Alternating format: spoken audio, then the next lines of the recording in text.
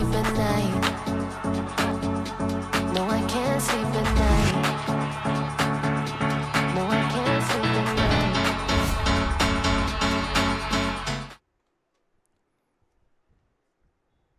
A Thursday evening here in Ewing, New Jersey, and it's a classic that Moody Park has seen many times before. The Trenton Generals and South Jersey Kings. Boy, they've been going for 3 summers now here at Moody Park. Ben Chadwick joined alongside Jack Kemmler here for this Thursday night edition of ECCBL regular season baseball. The Trenton Generals are a squad that sit at 2-3-1 in the Southern Division here in the ECCBL, while the South Jersey Kings are at 3-4. Both these teams getting their work in so far this summer, and the Generals, Jack, are coming off a doozy, I think is the most appropriate word that you could say yesterday, a 21-11 loss to the Mammoths. Offensively, that is a fantastic day, but boy, that might be the worst defensive performance we've ever seen here at Moody. You know, it's definitely a weird game to come off of, and you want to just scratch that, put that past your head. Now you got Tim Welsh on the mound, who's been really solid this year. Tim Welsh just wrapped up his freshman season at Stockton University, facing off against Jordan Raba. First pitch is in there for strike 1.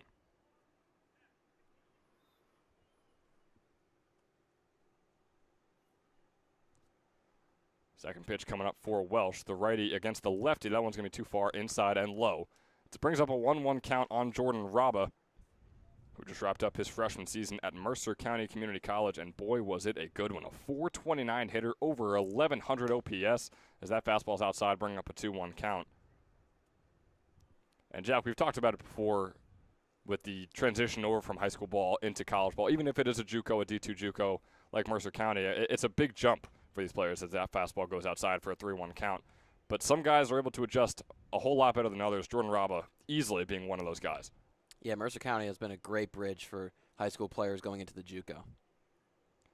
3-1 pitch, swung on and fouled off, brings up the full count.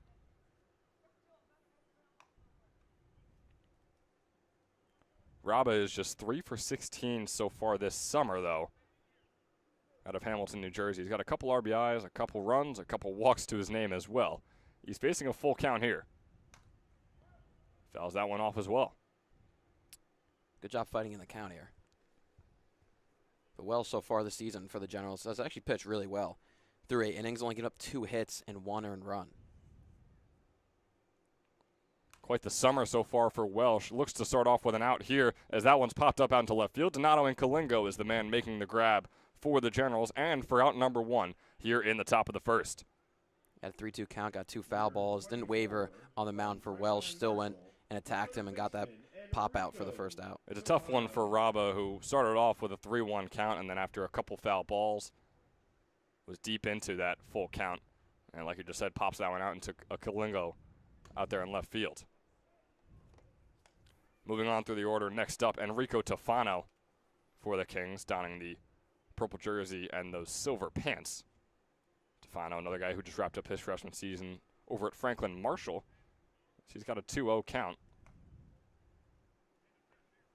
Silver might be pushing it. I think we might call it gray. We're really going to start that this early on in the game. Is that a bone uniform that the General's wearing, or is that just white? This one from Tofano is fouled off into his coach over there. Brings up a 2-1 count. Enrico Tofano, again, I mean, if you're just looking at the averages, not the actual at-bats, very similar to Jordan Raba, but of course only 8 at-bats, but went 4 for 8 with a double and a homer, so not too shabby. Half your hits being extra bases. He's 8 for 23 so far this summer. 2-1 is once again fouled off. With his pitchers, these hitters are there, I should say, making a lot of contact on Welsh in these pitches. Only been able to put it in play once, and we saw that it was that pop fly out. We've seen now 6 foul balls in total across just 2 at-bats. The 2-2 count for Tofano. 2-2 pitch is low and gets away from Ayers. Drop third strike. Tofano will be safe on first. So it counts as a strikeout in favor of Welsh, but it's also a wild pitch that allows Tofano to get over there on first base. It was a beautiful breaking pitch there from Welsh that got him swinging. That was bounced in front of the plate, but it was a tough play by Ayers behind the plate. Welsh has looked very, very solid for the Generals on the mound today, as that one, once again, is fouled off. Jack Fitzpatrick is the man up at the plate. The righty hitter, another guy who wrapped up his freshman season over at Harford Community College. Bases down the 0-1. Tefano over there on first base. The 0-1 pitch, breaking ball, popped out into left field once again. Incalingo, can he make the play once again? He can. Second out is on the board. Tefano stays put on first base. As the inning continues in the form of Peter Longo. Now up at the plate, 2 outs on the board. That one was an really easy play. All right, really easy play to tell right there on the camera. You could tell that Fitzpatrick was just way ahead of that pitch. Yeah, he absolutely was. Incalingo has made 2 outs so far and has maybe taken 4 or 5 steps out there in left field. Not too much action, but also a lot of action depending on which way you look at it. 0-1 count as shocker, that one is fouled off by Peter Longo. He's just 1 for 11 so far this summer. Batted .293 this past spring in his sophomore season over there at Fairleigh Dickinson. He's wearing that dark blue FDU helmet. He's got an 0-2 count after yet another foul ball. Welsh is 16 pitches into his day. Off goes Tefano, ball. Ayers with the throw over to second, not in time and not exactly on target either. So Enrico Tefano in scoring position over there on second base. Longo's got the 1-2 count. There's a hard pitch there for Ayers to try and get him out on the breaking pitch. The 1-2 offering from Welsh, breaking ball. Thought that was going out to Incalingo once again. Instead, it's going to go out towards the parking lot. Boy, just barely misses that car that was in motion over there at the Moody Park basketball courts. Of course, I believe they're Wednesday night tournaments that they hold here at Moody Park, and it can get insane. I mean, the crowds that build over there are just fantastic. 1-2 count here. Swing and a miss there from Longo. Not a bad showing for Welsh. Sure, he's 18 pitches in. But, boy, he took care of business. 4 up, 3 down as the Generals take the plate when we come back in the bottom of the first.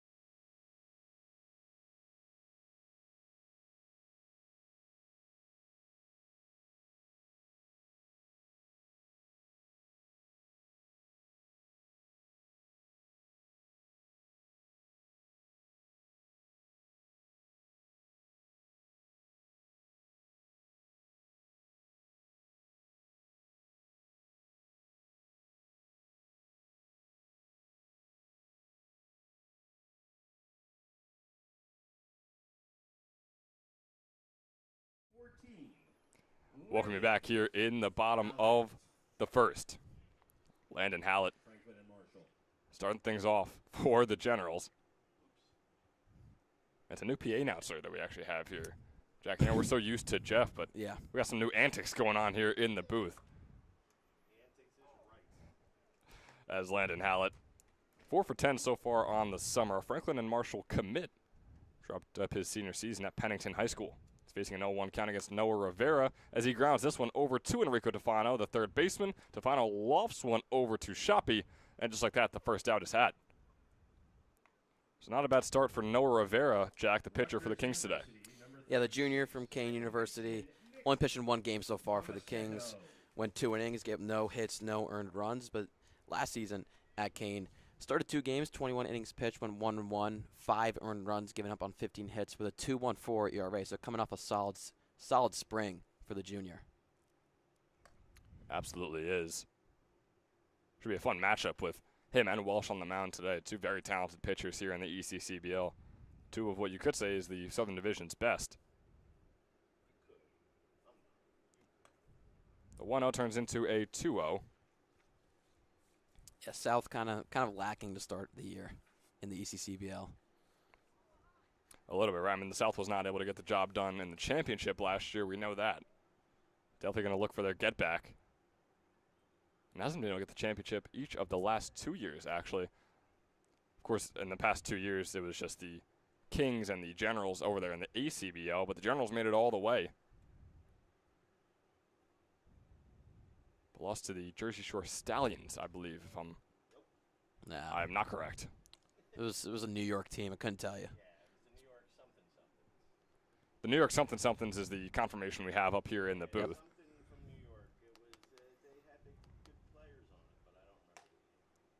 3-0 count for Tomasetto is going to be fine in the bottom right corner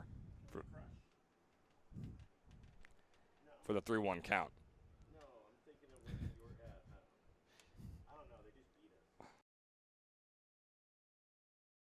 Look at that.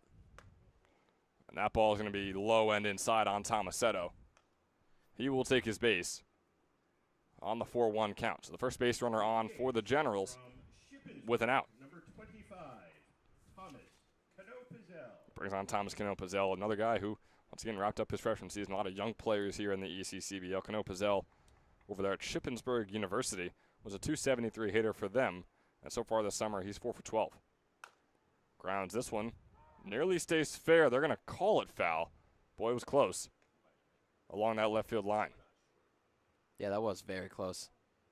Didn't know if it hit the chalk on the last bounce passing third base. And you could say it was fairly close over there on the left field line. Except it went foul. Except it went foul. There we go.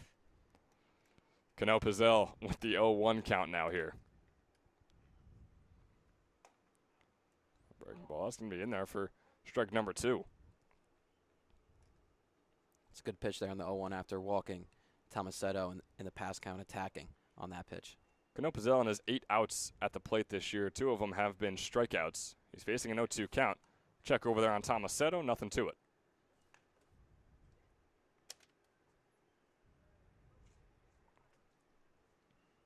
Cano-Pizzell, a Wood Honor student over at Shippensburg University with his dual major in accounting and finance. As that breaking ball is outside, brings up a 1-2 count.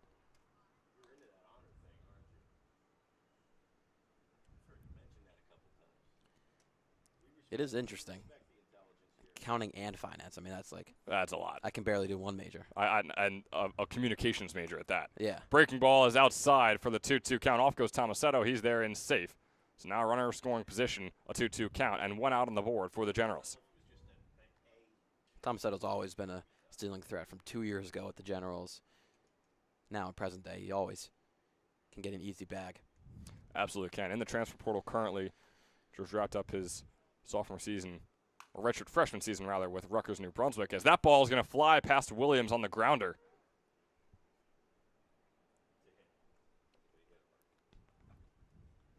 The ground ball goes out into left center.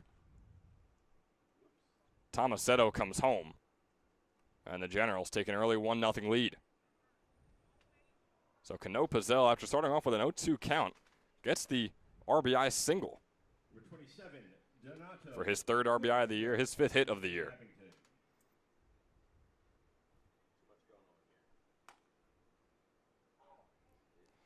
First pitch from Rivera right there on Donato Incalingo. It's called strike 1. That was a hard hit ball from the bat there, so I think definitely you have to give that a hit. Incalingo goes out to left field. Master was all the way back at the fence, and that's for good reason. He makes the catch there for out number 2. But a reminder, Donato and Kalingo, and don't worry, we'll be showing you a bit later on, had that smack out into that same exact place, left field, that went over the fence for the first home run of the summer here at Moody Park. Number 2 from Stony Brook. Moving on, as Cano Pizzillo's over there on first, he's got 2 outs on the board. James Schaefer will take the plate for the Generals. Schaefer, it's his second summer here in the ECCBL. Breaking ball goes outside for ball number 1. But a good start here for the Gens. I mean, you had Welsh last inning who looked really comfortable on the mound, getting a couple strikeouts, and now easy first run for Trenton. That one grounded foul.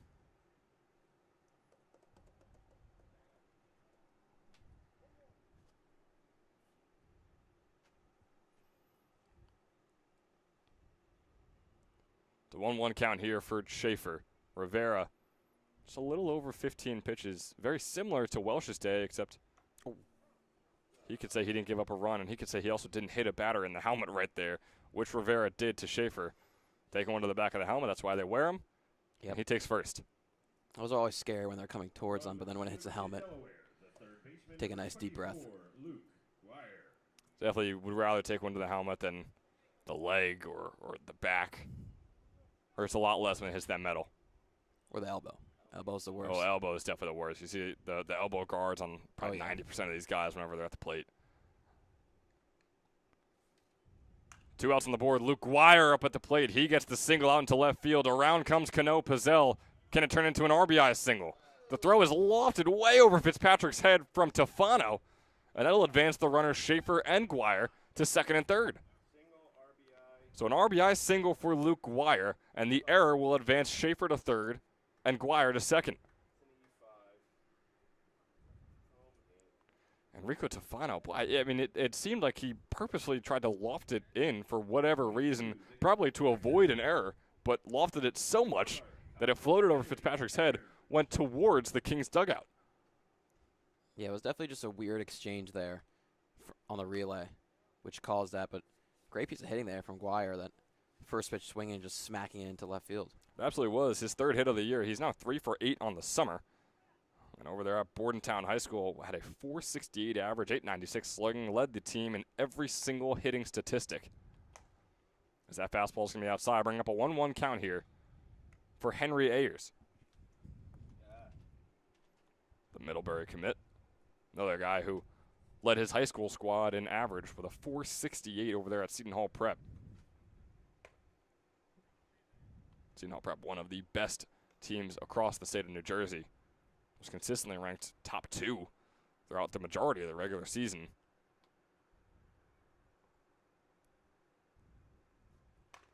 Ayers grounds this one right over to Rivera. Rivera holding his face as Ayers is on first, and the error will advance him over to second and also bring Guire home.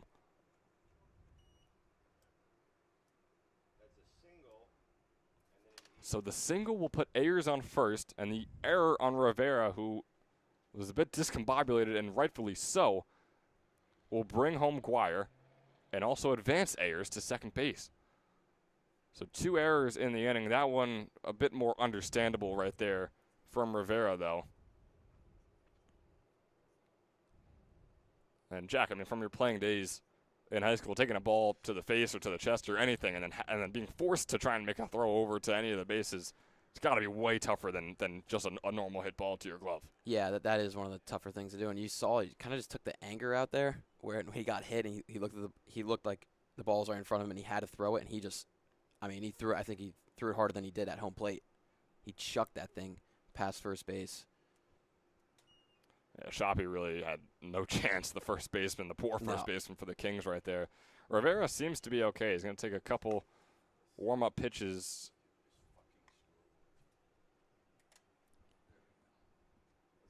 It looked like he was grabbing on his throat. Yeah, that ball definitely hopped up and went towards the face and neck area, which definitely isn't good. He seems to be all right, though, and it didn't take any water or anything like that. So it looks like he's going to be pretty okay with advancing through the lineup and bringing up Justin Doherty. Batting for the Generals, number 18 from So a wildly successful offensive inning for the Generals. They had 11 in last night's game against the Mammoths. Of course, last night's 10-run loss to the Mammoths where they scored 11 runs. But they've got 4 already here in the bottom of the first. Justin Doherty, big swing and a miss there on the first pitch. Heading into his sophomore season at Alvernia University. The 6-footer out of Burlington, New Jersey, has no 1 count. Breaking ball goes way outside to bring up the 1-1.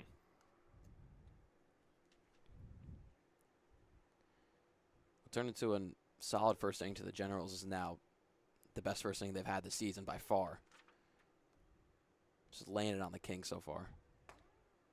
And that fastball's going to be in there. It's a 1-2 count here for Justin Doherty.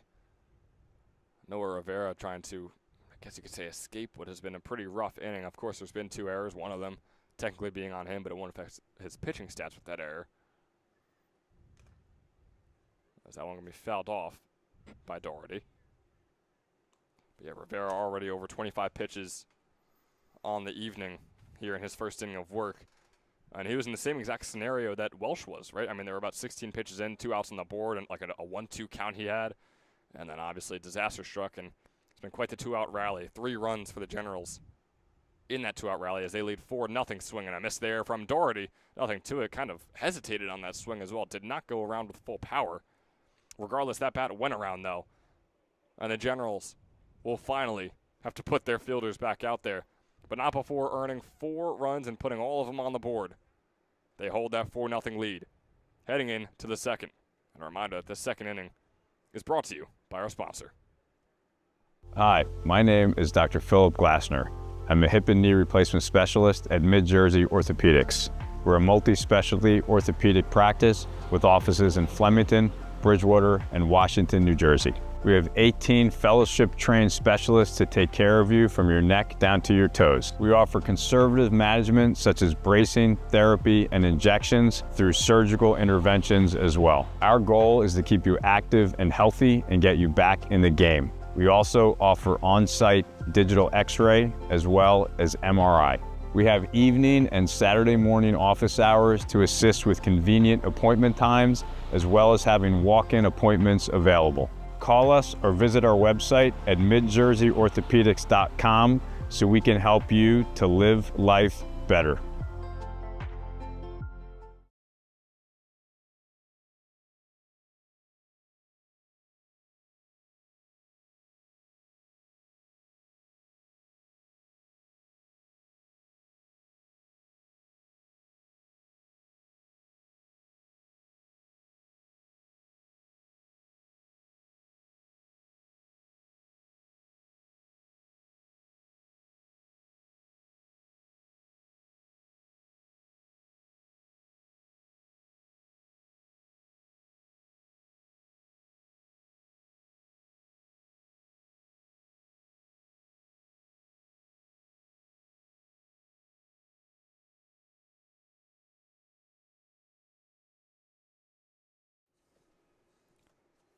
We welcome you back here, top of the second. Baseman number 33, Dominic Inzilla. Tim Welsh is back on the mound. Dominic Gonzilla up at the plate for his first time today.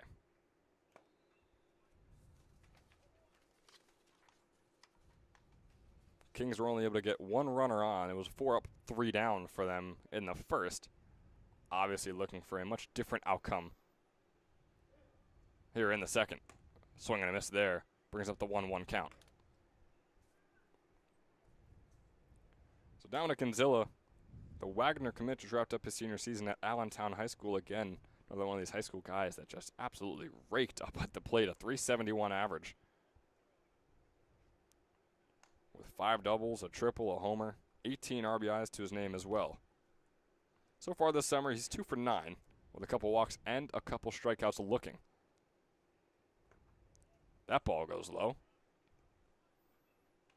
And brings up the 3-1 count. He thought Welsh pitched well in that first inning. Now he's got a 4-run lead, really comfortable on that bump. Absolutely. Swing and a miss there from Inzilla.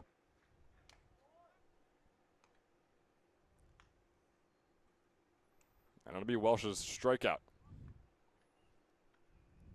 Number 6. So Tim Welsh retiring the first hitter on the swing and a miss. The first swing and a miss strikeout for Inzilla this summer. It's his third strikeout, but usually one who is patient and watches the ball just fly right by him. Breaking ball there, though, is going to find the bottom left corner. My goodness. Andrew Shank just had no chance at that. Thought it was coming for his head for a second there.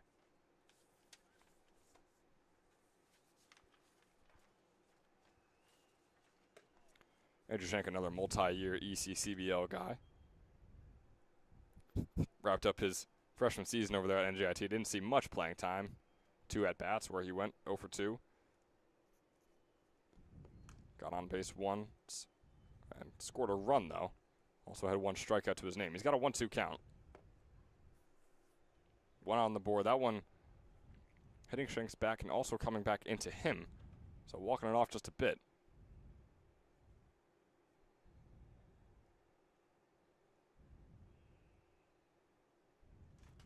Tim Welsh nearing 30 pitches on the day.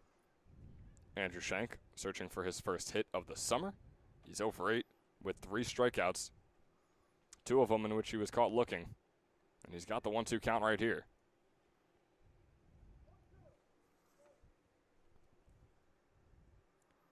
Here's the offering from Welsh. Ooh. That's a ball that gets away from Ayers and Welsh. Yeah, that wasn't even close. You'd call that a ball, is that what you're saying? Well, yeah. Right. It's a 2-2 count here on Shank. This hot Thursday night, like we mentioned before, that one going to be a grounder. Hallett looking to make the play. The shortstop lofts one over to the first baseman, Ooh. and it goes over his head. He makes the grab, but doesn't make the tag.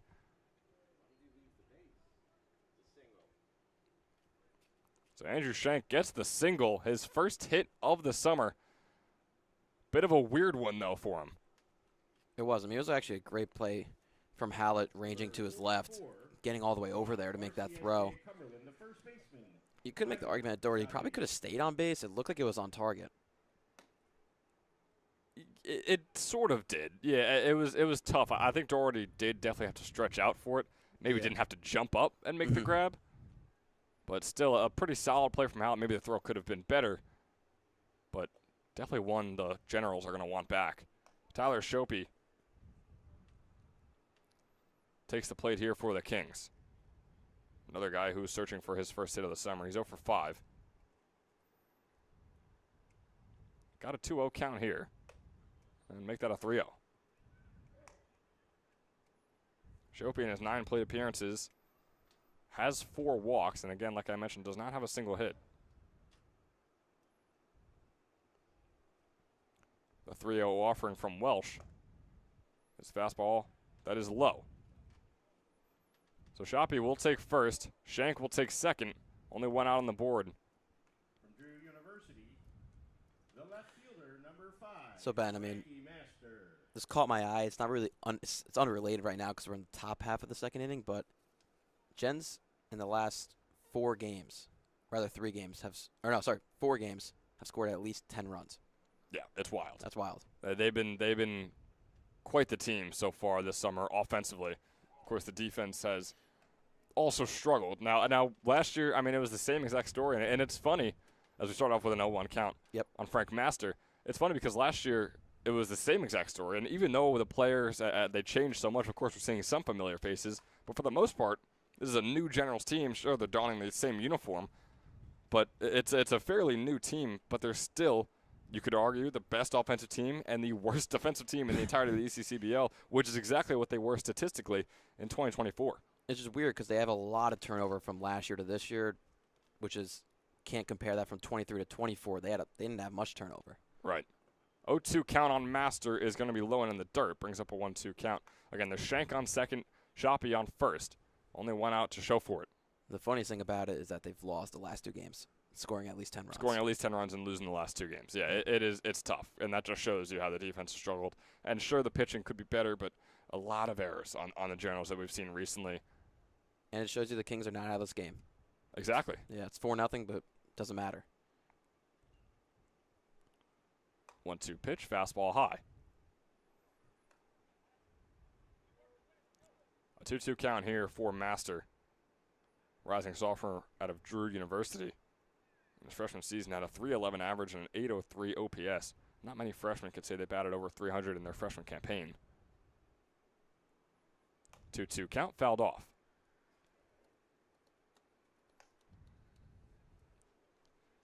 Yeah, that was a really strong spring from Master at Drew University. I mean, 803 OPS, 2 triples, 2 homers. Yeah, 4 doubles as well, 21 RBIs. 7 hit by pitches if you want to count that towards him getting on base. Because, hey, getting on base is getting on base. As Master grounds this one over to Tomasetto. Tomasetto looking to decide to make the play. He finally decides on first. Thought about getting Shoppy out at second. Didn't find the time or the man to throw to. So it makes an easy throw over to Doherty at first. The second out is had. And now there's 2 in scoring position here for the South Jersey Kings. As up to the plate, Brent Williams. Now for South Jersey, bottom of the order.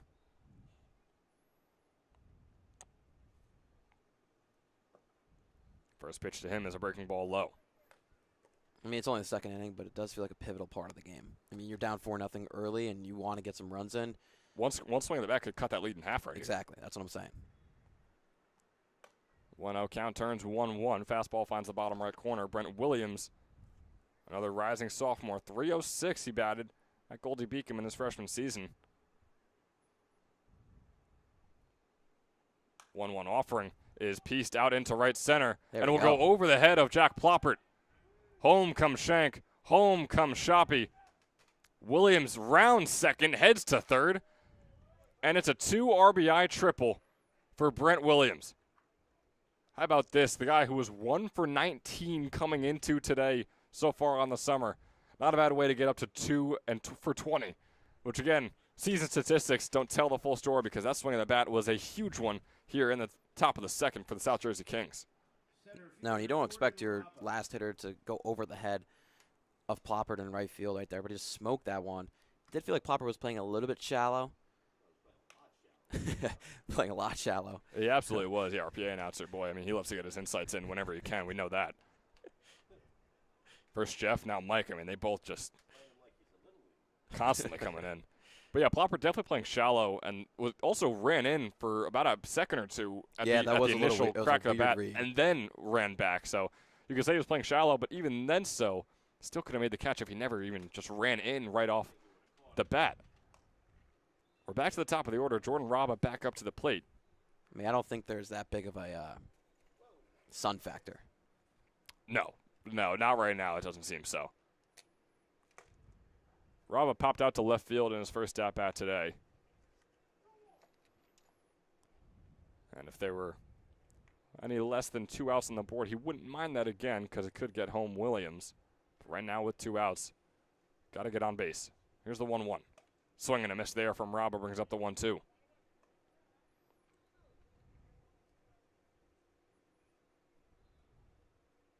I expect him to go to a fastball here. Yeah, 2-2 count here. Welsh on the mound. His 45th pitch is a swing and a miss there from Raba. Not a bad way to get rid of the top of the order after the bottom of the order just smoked you for a 2 RBI triple. So the Kings crawling back a bit. We just mentioned it. 1 swing of the bat in that situation. Brent Williams did exactly that for South Jersey. Noah Rivera back on the mound for the Kings when we come back in the bottom of the second.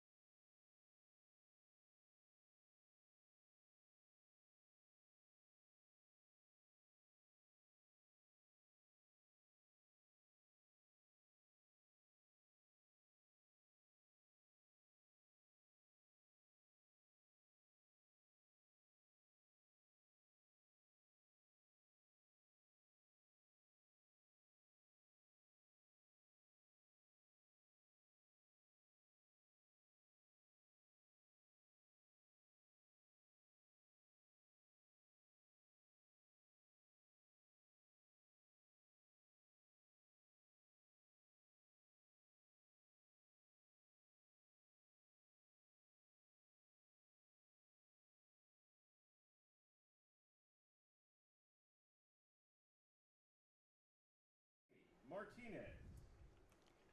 Moving on here in the bottom of the second. Tim Martinez up at the plate, designated hitter tonight for the Generals. Another guy searching for his first hit all the summer. Headed off to St. Peter's for his freshman season this coming spring.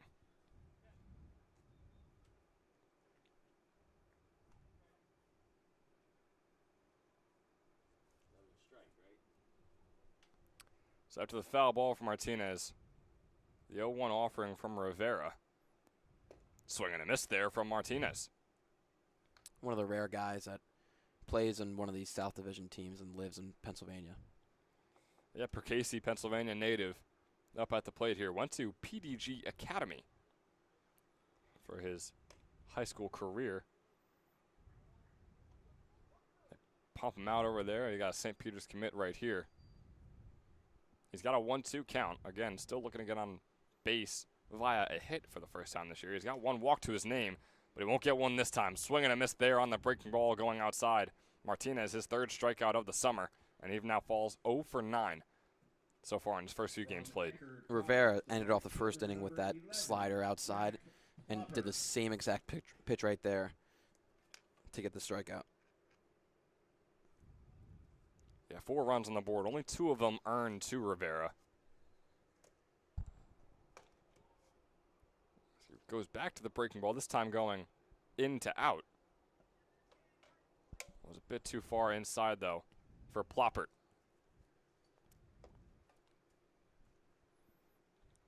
Jack Ploppert, the 1-0, fouls it off into our Moody Park parking lot. Yeah, 2 of the runs not earned towards him, but one of the plays was his error, which is I think is one of the dumbest rules in baseball, that when a pitcher makes an error, it doesn't count as an earned run towards them. But yeah, it's tough because they treat the pitcher as if, like, once the pitch is thrown, the pitcher no longer exists, and now it's just the one on the mound, which is, yeah, it's interesting. But, yeah, it doesn't go towards his pitching statistics, which actually I understand. It's his pitching statistics. It's not his overall statistics. But, I mean, that's just a rabbit hole you could go down for ages trying to talk about that and figure that out. It's a 2-2 count we got right here for Ploppert. Ploppert 3 for 15 with the bat in his hands this summer. 2-2 pitch is fouled off.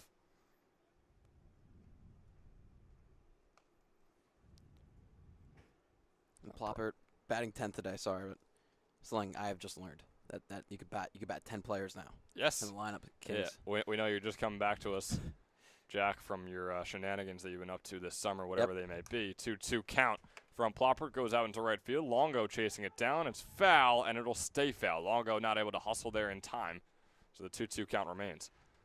But yeah, ECCBL teams have been rolling out 10 hitters in these games, which is another thing, not really a rabbit hole that you can go down, but is to get more guys involved in each game, but also could take away at-bats at the end of the day, at the end of the season after the 2 months is up from other guys. So definitely a decision that these teams are making. Instead of going with the usual 9 with one designated hitter, they're going with the 9 and adding on the extra hitter into the order.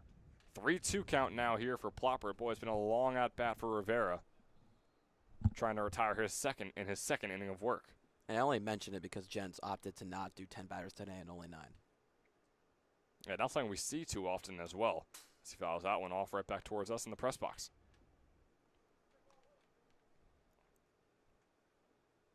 It's probably the best part about having a Mevo nowadays. You know, I think that first year we were here, we had the old, not great camera. You could use a couple other words for it, and you had to move it every time it was a foul ball. And you say that as I adjust our Mevo, not a sponsor once again. This one grounded over to Shoppy. Shoppy struggling to pick it up. And Ploppert's safe. Tyler Shoppy with the error, allowing a runner onto his own base.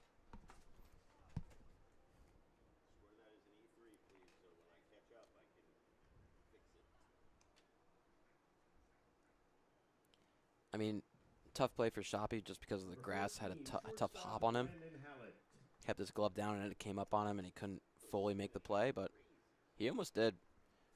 It was a tough one. It wasn't exactly a Moody bounce like we like to say sometimes. Definitely a tough ball to grab, though. Is that one? Oh, wow. Shoppy making the double play all by himself. Well, that's not a bad way to make up for an error, Jack. Tyler Shoppy diving along the right field line, making the catch to get out Hallett, and then quickly making the tag on the base to get out Ploppert, who was just a couple feet away. Boy, oh boy, Tyler Shoppy doing it all out there for the Kings. After what looked to be a possibly costly error, turns into a fantastic play for the first baseman. At the end of 2, the Generals lead 4-2 over the Kings. And the Kings back up to the plate when we return. And you were talking about it before, Jack, how the Mevo camera can move sometimes, and how you're saying the Mevo is a big upgrade. Once again, the Mevo camera is not a sponsor. Yep. But you know who is a sponsor? Northfield Bank. Proudly serving local communities since 1887 with branch locations across Mercer and Hunterdon counties. Northfield offers simple free checking with no minimum balance, no monthly fees, and no per-check charges. Northfield Bank customers also enjoy free online banking, mobile app access, and a free debit card for everyday purchases. Man, that sounds convenient. For more information, please visit northfield.com or follow Northfield Bank on LinkedIn, Instagram, Facebook, Twitter, and TikTok at Northfield Bank. You know, that TikTok, I highly recommend you check it out. We personally have not yet, but that has to be bumping. A bank's TikTok? I mean, my goodness. I follow them on everything. I don't even have Facebook. I'm actually logged into my mom's Facebook. That's where I do my marketplacing. But I follow them on I follow Northfield Bank on my mom's Facebook. Now, we're not going to tell people to log into relatives' accounts on all those accounts we just named and all those platforms. But if you do, it will highly encourage it, though. Oh, yeah, I mean, once you see Northfield Bank's pages on those accounts and you see what kind of stuff they're posting, it's some good stuff.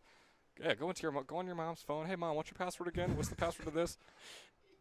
And she's going to ask you why you're following Northfield Bank, and you ask her why we're not a part of Northfield Bank, and then that starts, you start driving over to Northfield Bank, and you discover the wonders that come out of Northfield Bank. It's not like a Thanksgiving dinner argument. You just realize how great it is. No, it's a realization. There are no arguments when it comes to Northfield Bank. We're back here in the top of the third, where the Generals hold a 4-2 lead. Enrico Tofano is up at the plate. Looking on base for the first time today, Welsh nearing 50 pitches here in his third inning of work. 2-0 count, grounded right up the middle. It doesn't get much better than that for a grounder. Enrico Tofano sending it over to James Schaefer out there in center field, and he takes first base to start things off. If you hit it on the ground, you're not going to put it down the line for a double. Right up the middle is the perfect place to get a single. Absolutely. Doesn't give Hallett or Tomasetto a chance, the shortstop and second baseman.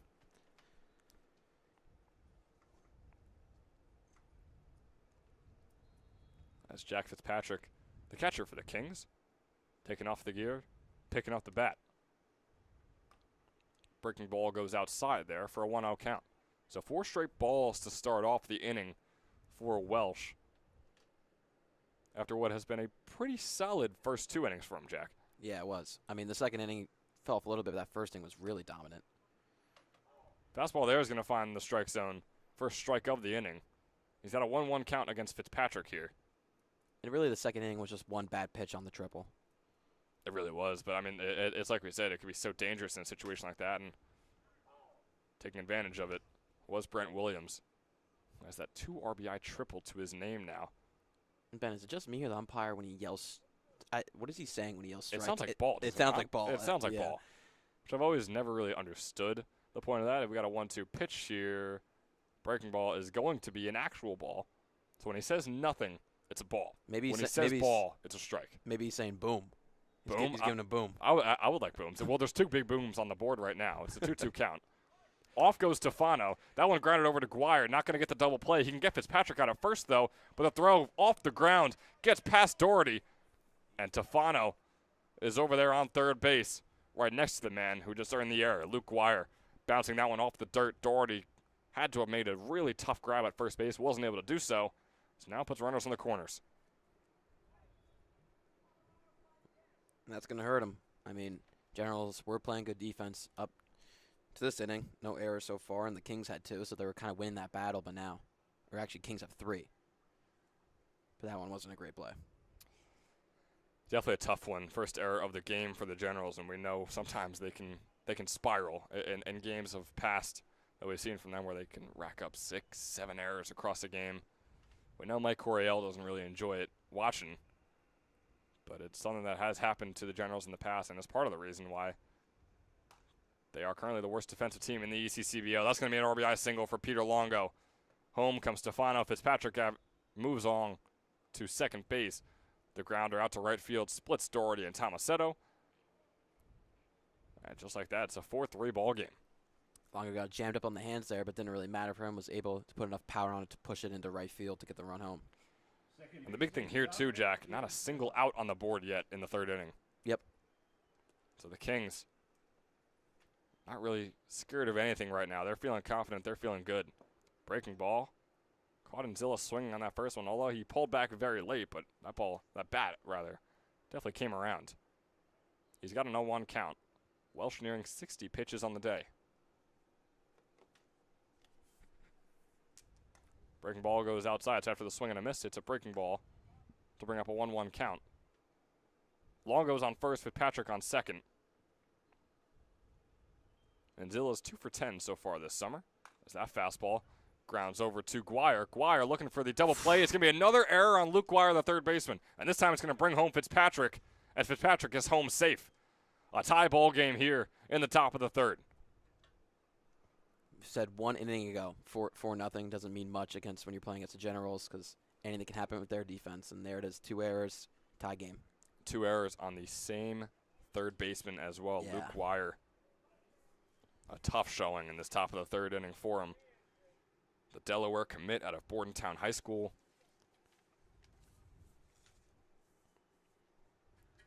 Can sometimes see that with these younger players. Usually you hope it doesn't spiral like this, but fortunately that's the case right now for Guire. Nearly had another one come right towards him right there. As up at the plate is Andrew Shank looking for his second hit of the day. The most annoying part about that is that if you do roll that double play, you got 2 outs, man on third, can be able to get out of the inning 4-3, still with the lead, and now first and third, no out, 4-4 game. You're expecting at least 1 more run here. Absolutely, especially with runners in the corners like you just mentioned. Yeah.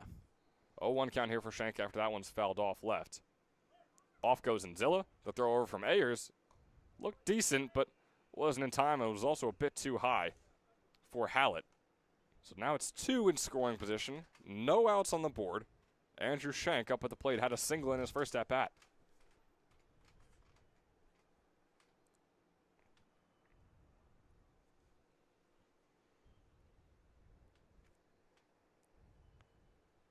Welsh now over 60 pitches.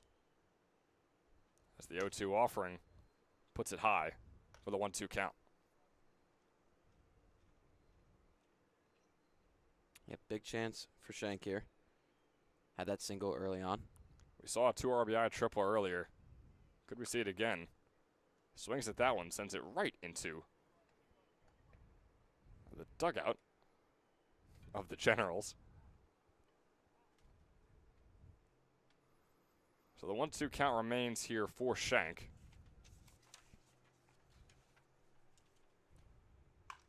Grounds this one. That one's over to Guire. He stumbles. The throw over to first is there in time, and it's an accurate 1-2. Luke Guire on his third chance, third time's a charm, I guess. Lays out to make the grab, makes the throw over in time and accurately, and gets the first out on the board for the Generals, but not before the Kings can send home Peter Longo and take a 5-4 lead here in the top of the third. Great play there from Guire.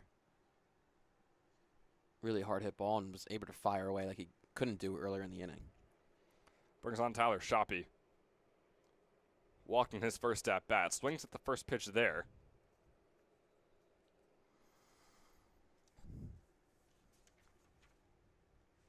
Andrew Brown is warming up for the Generals out there past left field.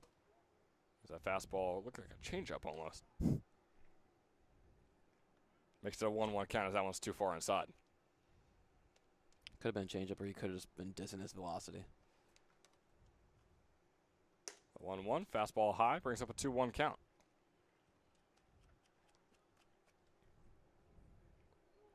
Yes, the Welsh nearing 70 pitches today.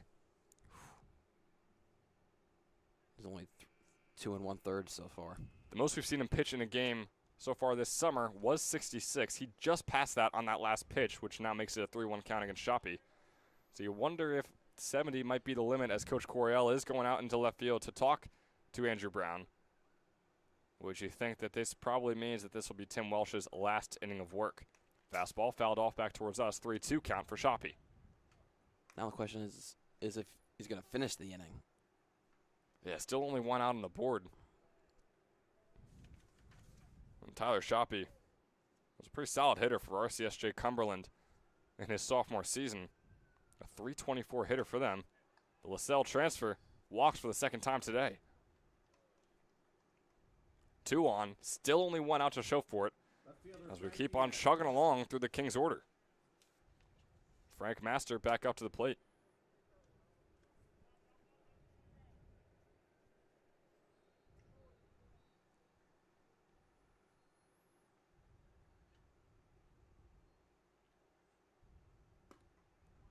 Breaking ball finds the bottom right corner. A good-looking pitch from Welsh there. Despite the long day he's had. Starts things off with an 0-1 count.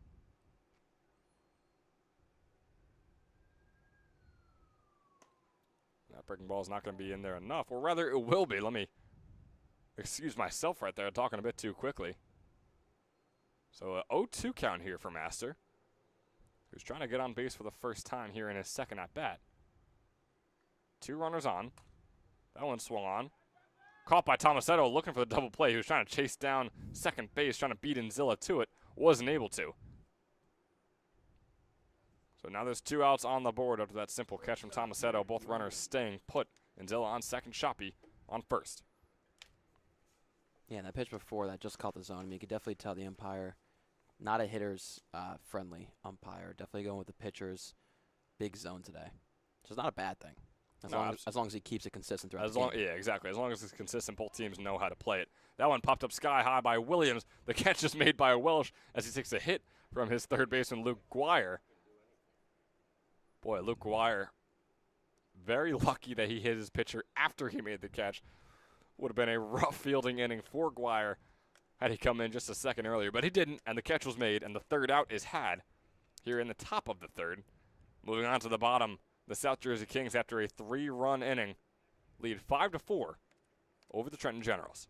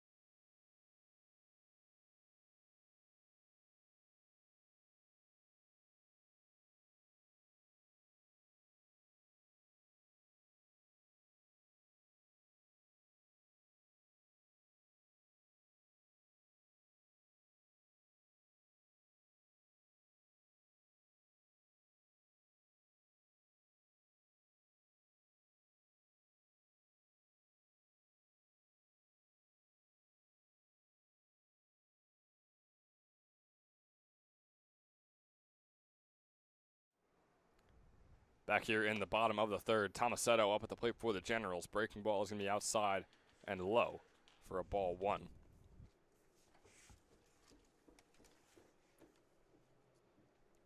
Nick Tomasetto in the transfer portal currently as he takes that fastball in there for strike 1, 1-1 count. He wrapped up his redshirt freshman season over there at Rutgers, New Brunswick. Will no longer call the Scarlet Knights home. He's got a 1-2 count here.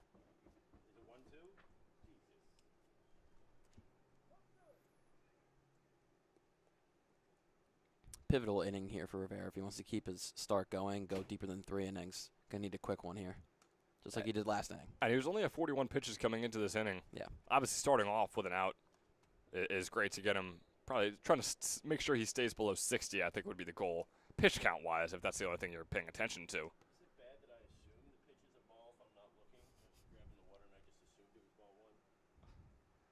So the 2-2 count, Tomasetto grounds that one foul. Coach Coryell not being, well, Coach Coryell was able to make the play. Look at that. Excuse the assistant coach went right through his legs. Coryell back there after talking to his pitcher, who we will likely see coming up in the next inning, Andrew Brown out of Manhattan. 2-2, Tomasetto grounds that one right over to Tufano, the third baseman, makes the throw over. And boy, it's not a third base thing. We could definitely say that in terms of the fielding effort. Enrico Tufano, nice play there. A nice throw over for the first out of the inning.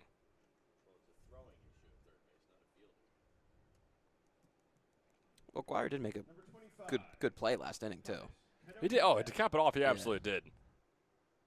That's my favorite thing about these ECCBL games. You either see the greatest plays of all time or ones you just don't want to watch again.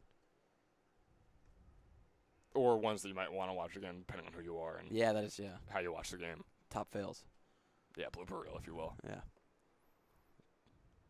Cano Pizzell starting things off with a 1-1 count, takes that ball. No swing, but a called strike.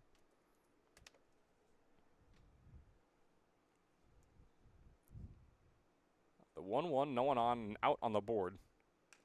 Swung on and fouled off, bringing up the 1-2.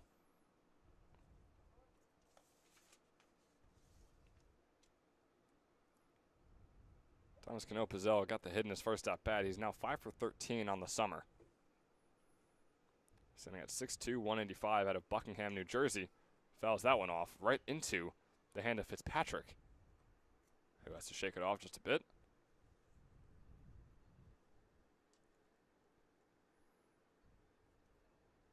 Nice catch there by the home plate umpire. Getting the ball from the Generals' dugout. Little one-hander snag. Yeah, Cano Pizzell had that first hit in the first, and that kind of propelled the Generals to have a big first 4 inning, 4 runs. He's got a 2-2 count here. Yep. As that ball was low and away. Rivera, his 53rd pitch of the outing, is one that is grounded right over to Anzilla. Struggles with it, but still makes the throw over to Shoppy. You see, as long as you get in front of it, you can always make the play. You can just bat it down like you did right there with his body. Stood right in front of him. Easy play. Obviously, try and get in the glove, but yeah, worst case scenario as a fielder you should be thinking is, like you just said, get in front of it, stop it, pick it up, make the throw over, out is had regardless. That's all that shows up on the stat sheet. That's all that matters in the game that we are watching here. Donato and Kalingo up at the plate. Big hack, big swing and a miss on that first pitch. On a nice one from Noah Rivera. Is that Italian? Donato in Kalingo? Sure sounds like it, right? I mean, 2 names I've never heard together.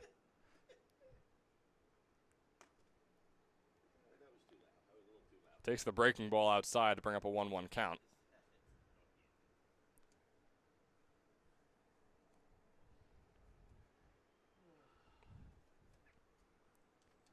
And Kalingo with the 1-1 pitch. Fastball outside.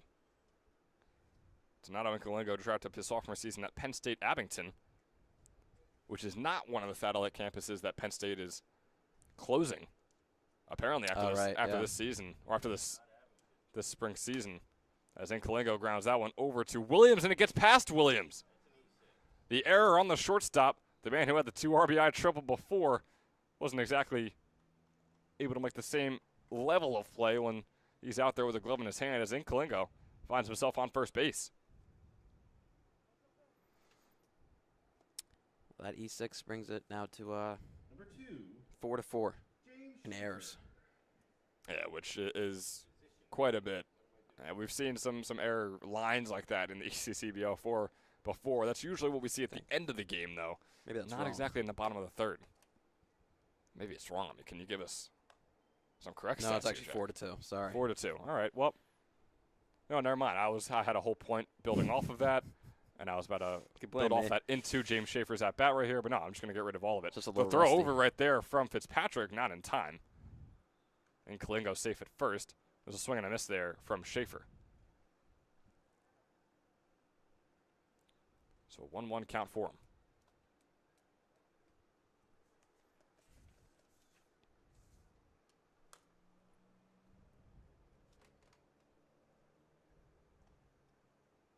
That foul ball went right behind this press box, and that's where the cars, are parked. And one year, I took one right to the hood.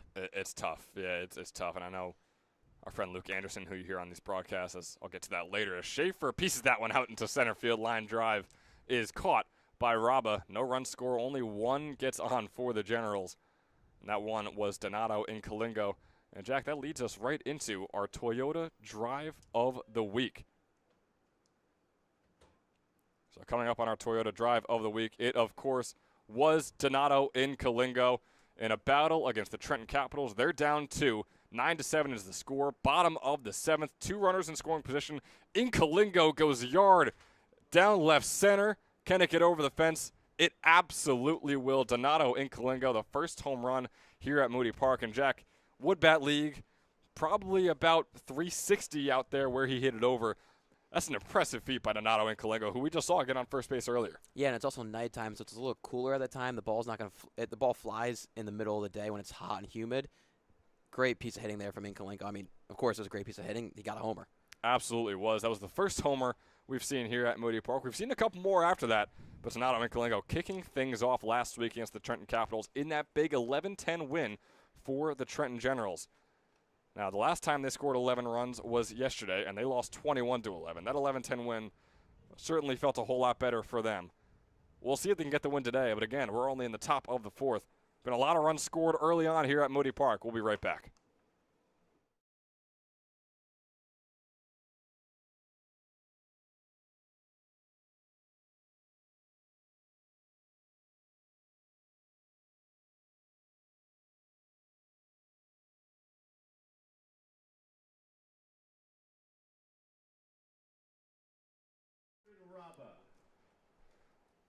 We're back here. Jordan Raba searching to get on base for the first time today. Top of the order.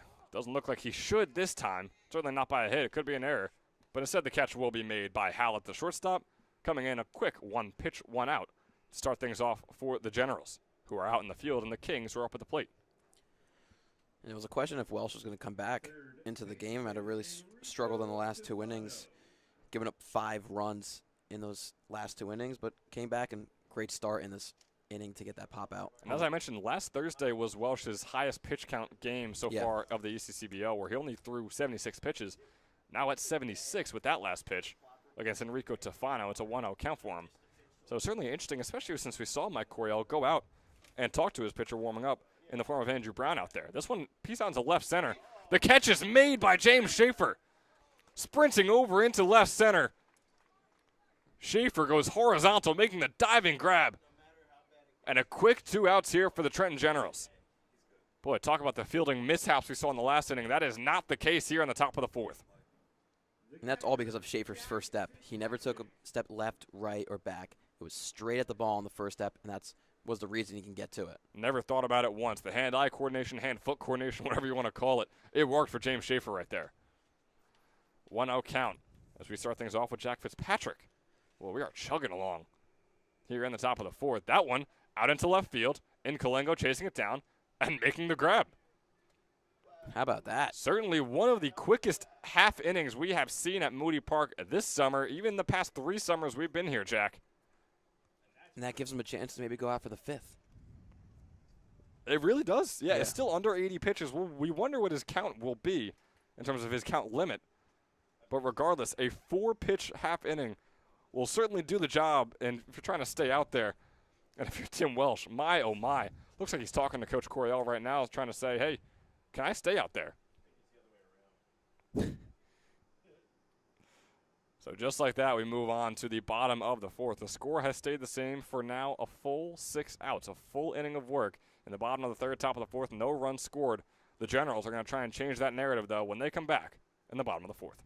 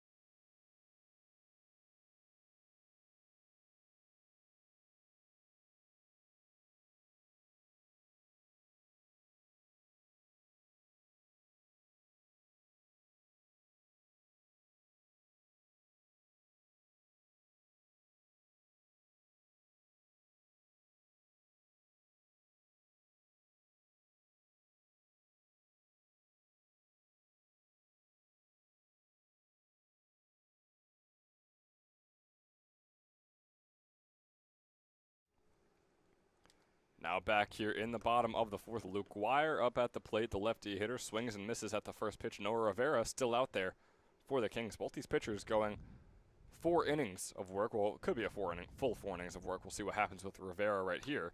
As that one from Guire goes right over to the first baseman, Shoppy, and Shoppy makes the easy play over there on first. Nice little walk. 2 pitches, 1 out. Boy, we have been chugging along in this 4th inning. I'm sure neither pitcher and neither defense is complaining. Henry Ayers now up at the plate for the Generals.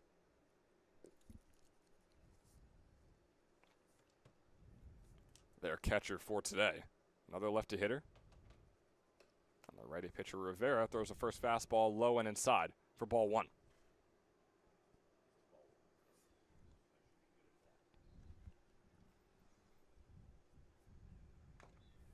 The 1-0 is going to be fouled off by Ayers. You would think in a summer league game when it's 4-5 in the 4th inning that both these pitchers would be out of the game, but they're actually starting to settle in. Yeah, and Welsh, I mean, that pitch count was high, right? He was averaging about 23, 24 pitches an inning before this past inning, where obviously he just threw 4. But Rivera's looking pretty solid, right? 65 pitches, his 4th inning of work. That is not too shabby whatsoever.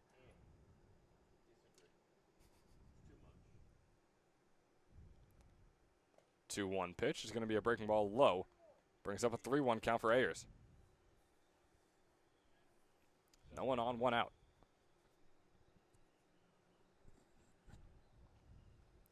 Ayers had his first hit of the summer in his first at-bat, and now he'll get his 2nd walk of the summer in his 2nd plate appearance today.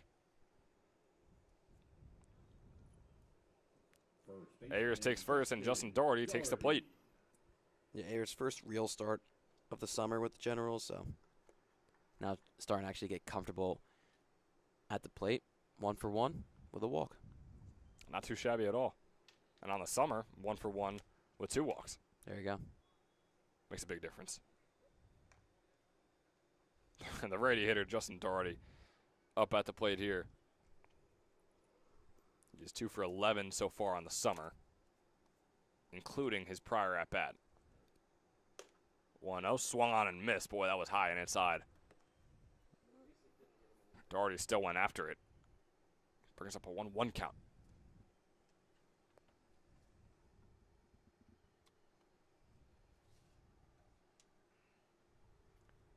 And it looks like both sides have their pitchers warm. No one out there actively warming up. So you got to think that means that this is collectively the last inning of work for both Welsh and Rivera.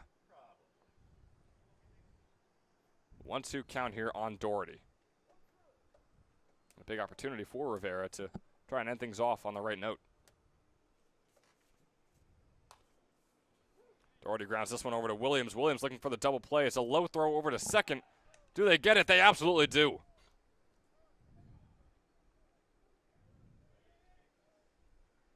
Ayers was rushing over to second base, and Zilla made the low grab and made the quick throw over to Shoppy. Both of them somehow in time. Great defense by the Kings and a great defensive inning from both sides. No runs scored here in the fourth. First time we're able to say that about an inning today. Moving on to the top of the 5th. A 5-4 ball game in favor of the Kings, who are back up to the plate and looking to add on some more in the top of the 5th. Hi, my name is Dr. Philip Glassner. I'm a hip and knee replacement specialist at Mid-Jersey Orthopedics. We're a multi-specialty orthopedic practice with offices in Flemington, Bridgewater, and Washington, New Jersey. We have 18 fellowship-trained specialists to take care of you from your neck down to your toes. We offer conservative management such as bracing, therapy, and injections through surgical interventions as well. Our goal is to keep you active and healthy and get you back in the game. We also offer on-site digital X-ray as well as MRI. We have evening and Saturday morning office hours to assist with convenient appointment times, as well as having walk-in appointments available. Call us or visit our website at midjerseyorthopedics.com so we can help you to live life better.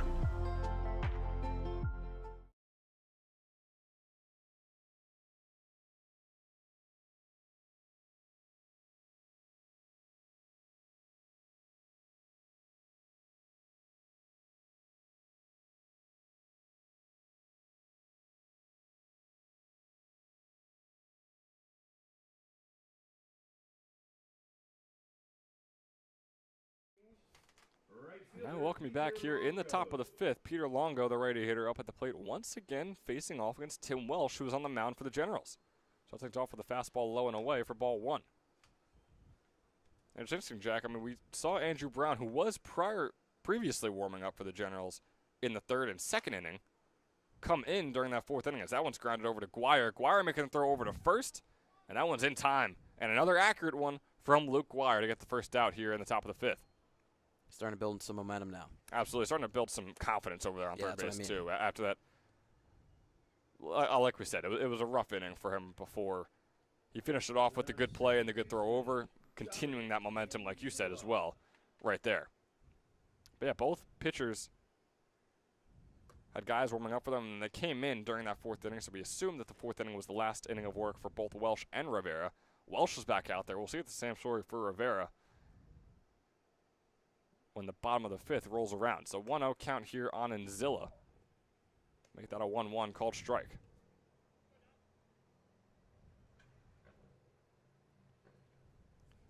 Enzilla 0 for 2 tonight with a strikeout. He's got a 1-2 count, or 2-1 count rather.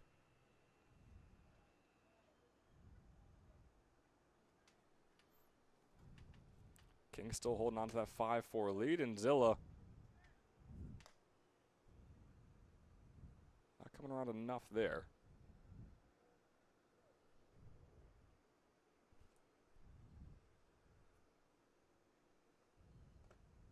So 2-2 turns into a 3-2 full count. Welsh's 85th pitch of the night.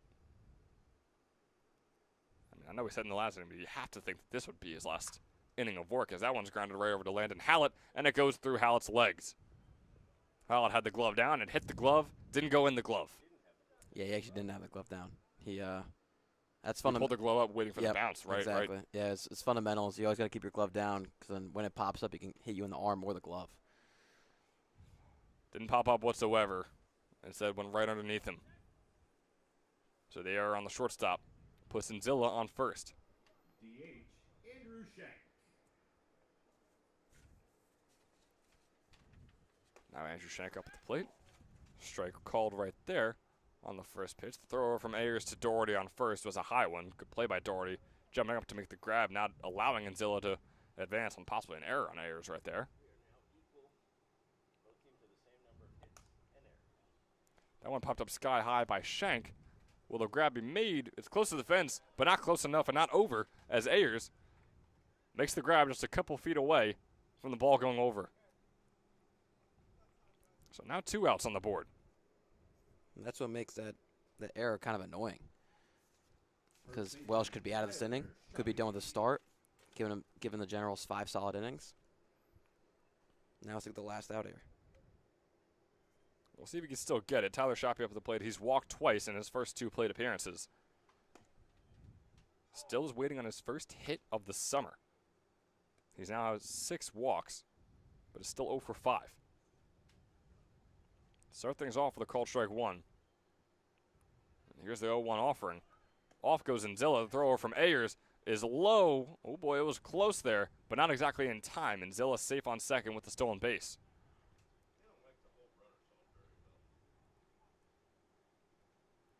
Definitely the closest play yet from Ayers, but that's now the 3rd stolen base for the Kings today.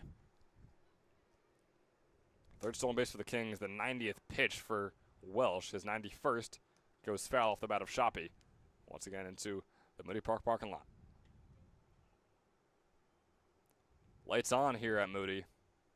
Still pretty bright skies. Are obviously going to dim as this game goes on. The 1-2 pitch. It's fastball outside, bringing up a 2-2 count.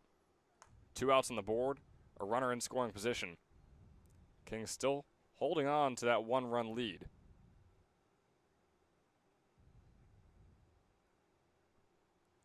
It's the 2-2 pitch, going to be outside. Ayers trying to frame it in there. Wasn't able to do so. Full count, 2 outs. Zilla on second. The pitch to Shoppy, who swings on, goes over to Guire. Guire looking to make the throw to first. He absolutely does. Doesn't get any cleaner than that by the third baseman, Luke Guire. And just like that, 4 up, 3 down for the Kings. The Generals coming back out when we return in the bottom of the 5th. Once again, still trailing 5-4. The only runs they've scored today came in the bottom of the 1st. Ever since then, the Kings just crawled back, took that lead. Gen's trying to take it right back when we return in the bottom of the 5th.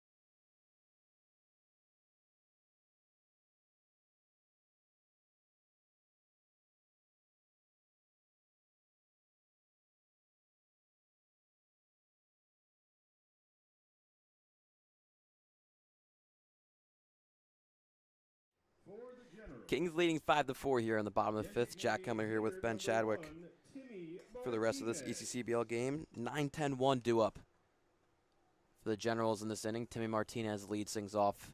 Noah Rivera still on the mound for the Kings. Now his 5th inning of work. That one fouled off on the first pitch, 0-1. Martinez sitting at 6'4", 175, fresh out of high school. Tall and lanky. I mean, I think we got Chet Holmgren flying in from Indiana to be up at the plate right now for the Generals. Or me. That works too. Another swing and a miss there. 0-2 now to Martinez. Thunder currently trailing 2-1 in the NBA Finals. They absolutely are. I thought the Knicks would be there. Oh, we're not going to start that now. Not opening up that can of worms. He halfway went. They said he didn't go, but they threw it over to first. The check swing, first base umpire said he didn't go. Now saying he did. He was just called out by the first base umpire over there. So he went on the swing.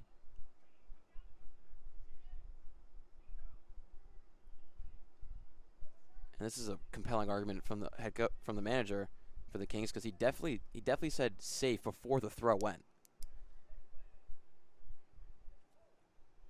I mean, unless we saw it wrong, it looked like a mess up there by the umpire. But the umpire also said this. He said after, but before the throw went, okay. he signaled safe, which means he didn't go Yeah, around. I'm sorry. What I was saying to Jack, what I was referencing to Jack was they signaled out. Yeah. Forgot we don't have a camera on the on us in the corner of your screen. Maybe in the future. Definitely not. I don't need that. First pitch to Ploppert. There's a ball. Now this one's fouled, 1-1.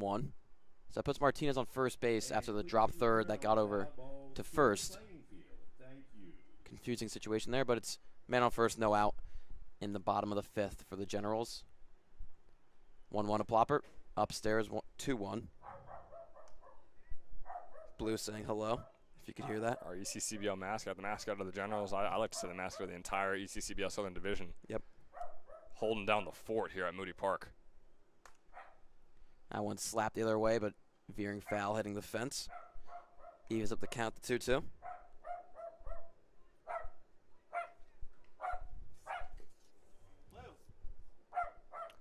Boy, Blue really does not like that controversial call by the umpires before. Although, kind of is a Generals fan. Maybe he's not. Have you heard him say "Go Generals" before? I haven't. Definitely not. Lined into right field. That's going to get down. A single for Plopper makes it first and second. No outs for the Generals. That's a big one right there from Ploppert, his first hit of the day. His 4th hit of the summer. He's 4 for 16 now. That brings it to the top of the order with Landon Hallett.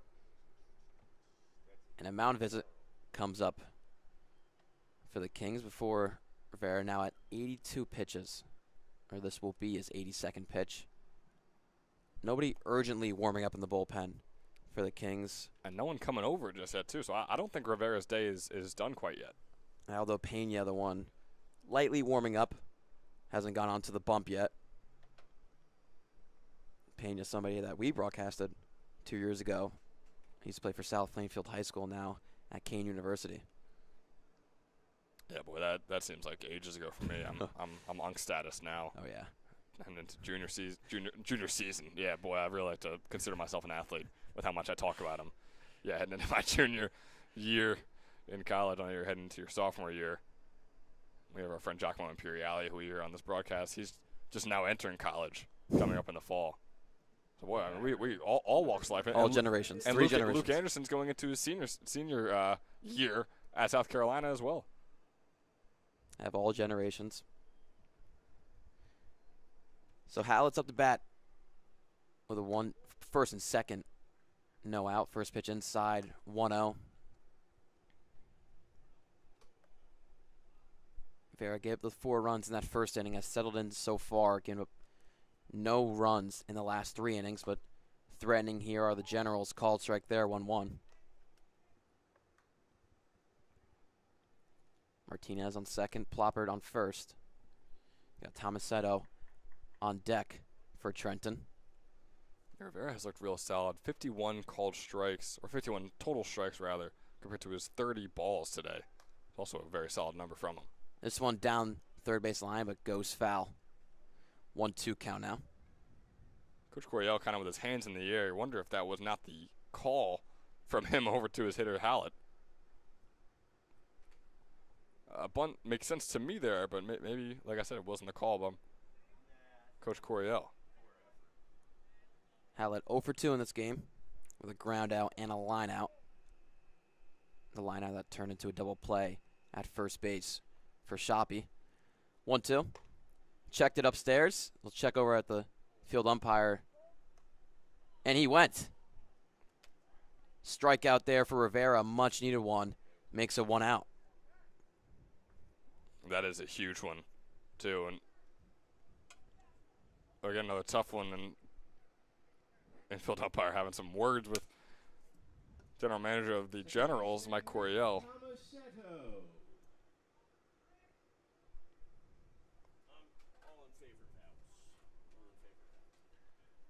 That brings up Tomasetto.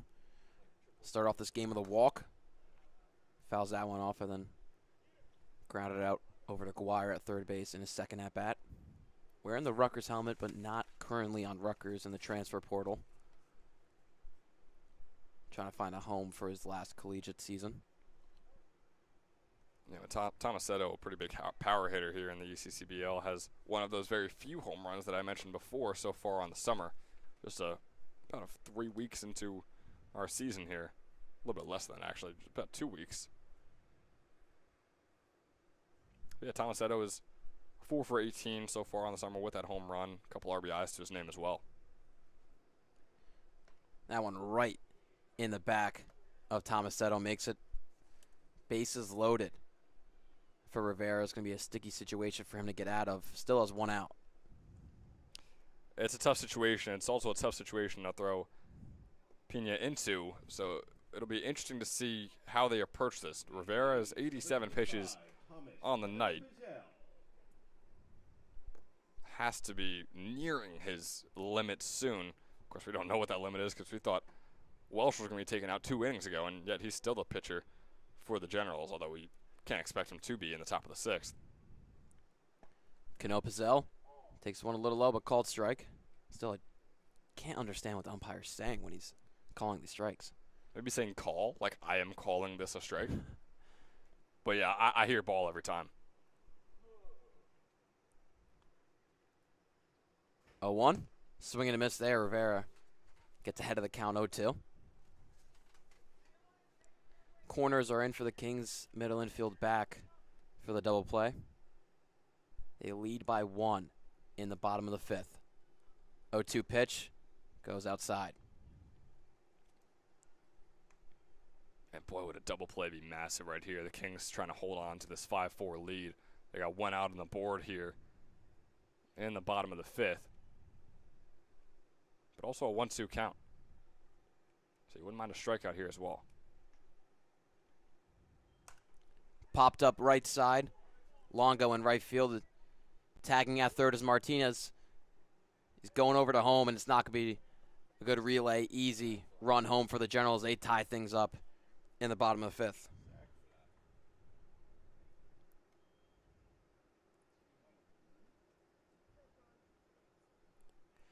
That'll move Plopper over to third base. Tomasetto stuck at first.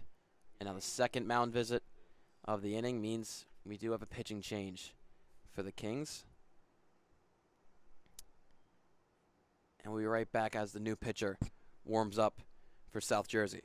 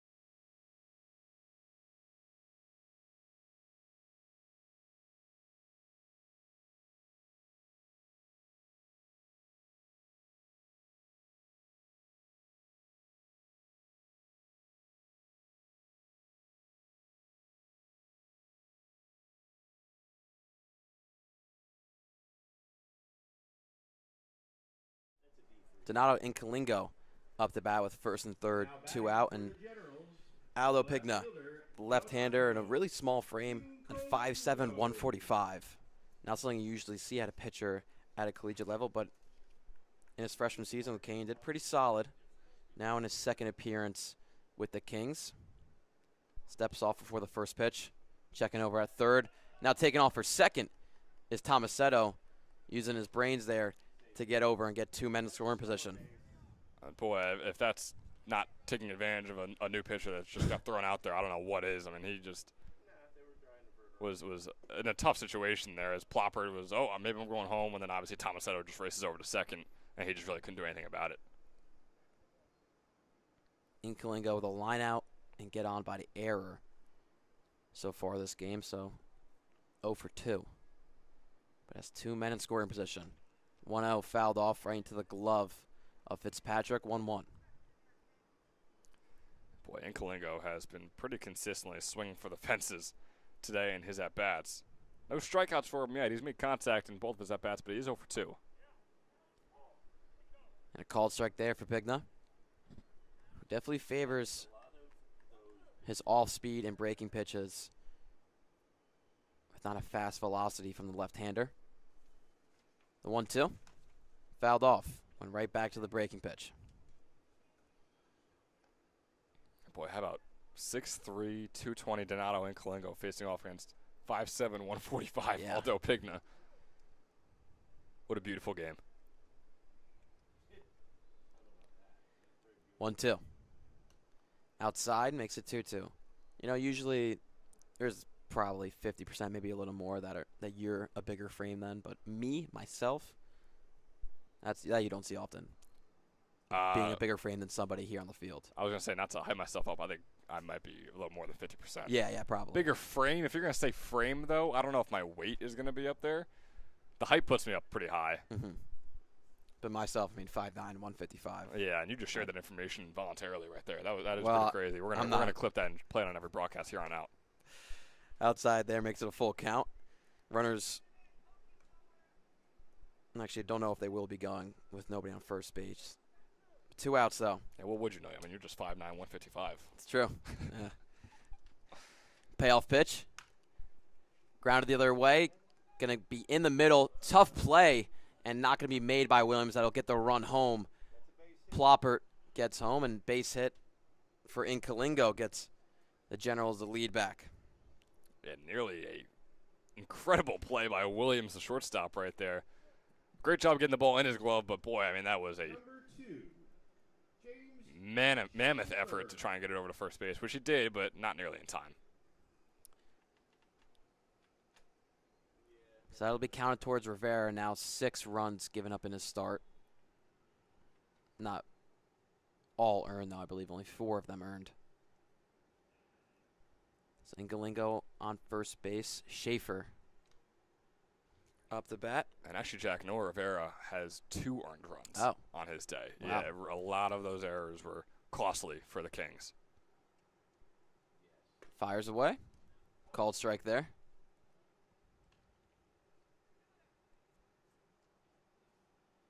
Got Tomasetto on third base. And Kalingo on first. Pigno will check over at first with the lefty move. James Schaefer, this is a dangerous hitter to have right now, batting over 400 on the summer. I mean, he's only 5 for 13 with a low sample size, but still, this is a guy who can definitely get a very nice RBI single, RBI double right here for the Generals. Looked at one in the dirt there. Schaefer was in the ECCBL last year, but with the Mammoths, batting .302 in a solid summer. Check over at first and actually taking off is Inkalingo. Nobody there. Now this one's going to go to home, and easily out is Tomasetto. Great play there from Shoppy to be ahead of the game. Generals, though, able to get home 2 runs. They take back the lead here 6-5 as we're going into the 6th inning.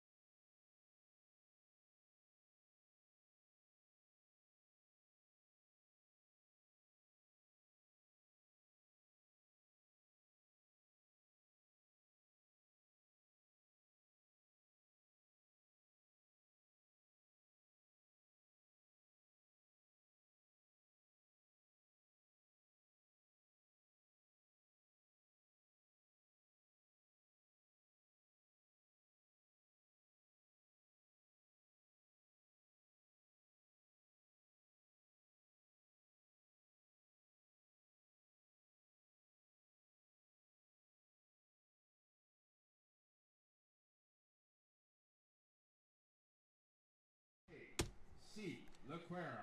So relief pitcher coming in for the Generals after Welsh gave him 5 solid innings, giving up 5 earned runs, but they had the lead going into the 6th inning. Andrew Brown comes in for his 2nd appearance of the year. Pitched against Quakertown on June 8th, threw 2 innings, giving up 4 earned runs on 3 hits and 2 walks. No strikeouts from that appearance. He had to go out to the mound right now to ask him what he throws. He's been sitting on the bench with him the last 2 innings. First batter up is Frank Master for the Kings. 8-9-1 due up for South Jersey. Called strike there after he showed bunt and pulled it back, but it'll be 0-1. Likes the bunt. He's a bunter. And you mentioned Brown's first game this summer wasn't exactly ideal. And his freshman season did go 3-1 with Manhattan, the Jaspers, over there. Had a 7.45 ERA, but 24 earned runs on 29 innings pitched. Had 18 strikeouts compared to 20 walks. So it was a freshman pitcher campaign. It's what we're used to seeing from guys in their freshman season. 1-1 from Brown goes low in the dirt. 2-1. Defensive change for the Generals. J.C. Lacara comes in for Ayers behind the dish. It's the first defensive change for the Generals today. They usually make a lot throughout the game. Coryell known for that. Yeah, usually if you have the guys in your dugout just waiting to come in, usually around exactly this point, around the halfway point. Yeah. Top of the 5th, bottom of the 5th, top of the 6th, which is what we're seeing right now is when you make those defensive changes. 3-1 to Master. He's 0 for 2 today. Puts it right up the middle, and Brown with an easy glove on it. 1 down for the Generals. So really getting involved just to start off his day is Andrew Brown. Pitcher turned fielder. Number 17, shortstop Brent. Seen that once before. It didn't exactly go swimmingly for the Kings pitcher Noah Rivera. Much different story right there for Brown, though. Now it's Brent Williams, who brought home 2 runs on a triple in the 2nd inning. Digs in here in the top of the 6th for his 3rd at-bat. Little inside, little up as well, 1-0.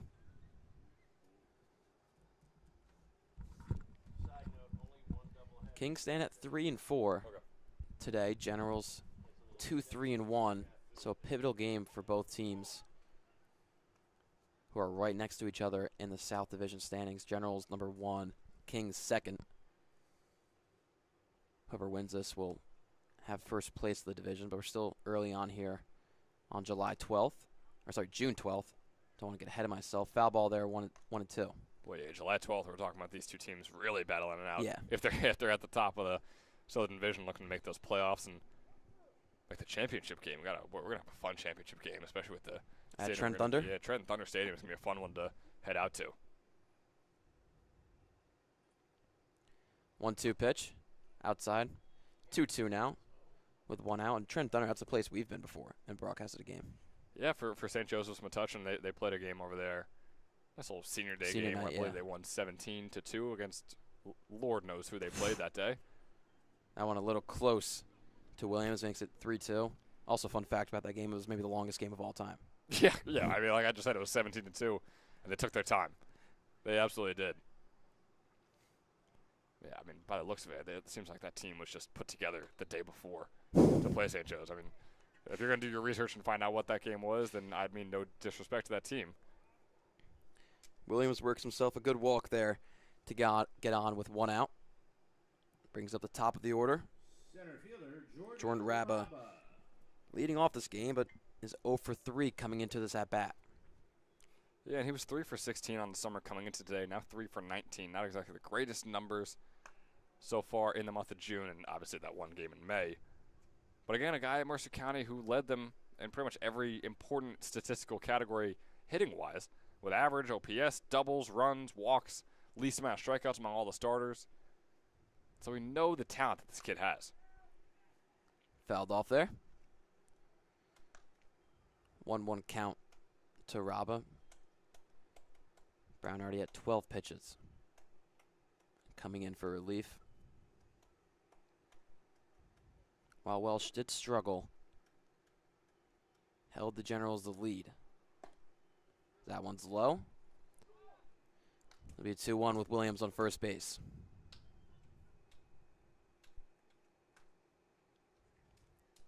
It's always important to start off the inning right. If you're Brown right here, that doesn't do so, though. Yeah, that one threw right past the glove of Doherty while he was trying to check on Williams. That'll move Williams over to second base. But, it's kind of a cliche where broadcasters love to talk about the announcer's jinx, but I don't think I've ever seen an announcer's jinx happen that quickly. That was quick. After. Yeah. I mean, I wasn't even done with my sentence, Andrew. Can you wait 2 seconds? 2-1. Little low. Williams going to take off the third base. The throw down is right in time, but they're going to call him safe. The throw was in time, but the tag was not placed. So that'll get Williams over to third. To make that call, he really had to blow the tag. You know what I'm saying? Like, that had to have been bad.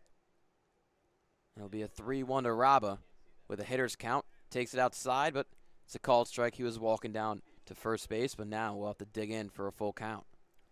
A lot of confidence from Raba right there, trying to head over to first base, but runners in the corners. It's definitely a close pitch. 1 out, man on third, 3-2 pitch. Going the other way, easy run home for Williams. The throw to first is a good one in time from Hallett. Makes it 2 outs, but Kings tie things up 6 apiece.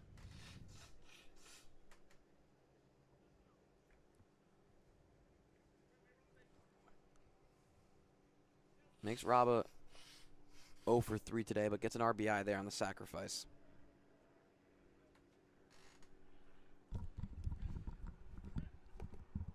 A really good game here so far. So we're tied up at 6. Great pitch there from Brown. Had Tufano a little confused there. Sophomore from Franklin and Marshall. 8 for 23 so far this season for the Kings. Outside makes it 1-1. Yeah, you can now make that 9 for 26 for Tufano as well. Sending a solid 6'2", 210 out there out of Cherry Hill, New Jersey.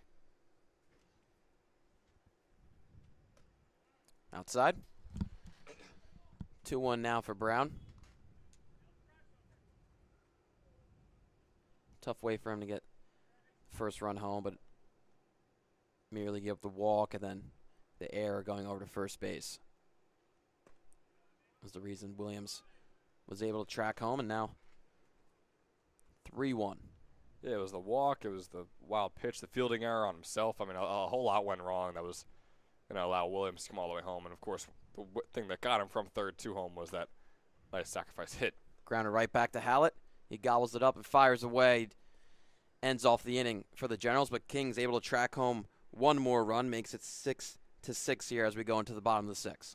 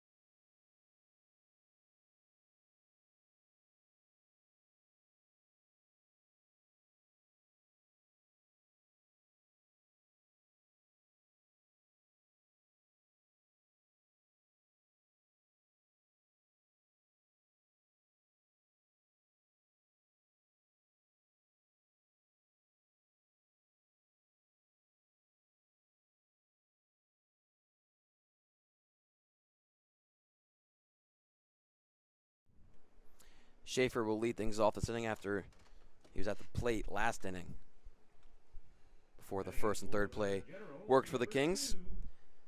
6-6 game here in the bottom of the sixth. Jack Helmer here with Ben Chadwick at Moody Park for a Wednesday night or Thursday night matchup. That one flied out on the first pitch to right field. It's a long run in for Longo, and it drops right in front of him. A leadoff single for Schaefer. Doesn't get much better than that on a fly ball. I mean, that was gorgeous from Schaefer, dropping it down in the perfect spot in between Diffley and Longo.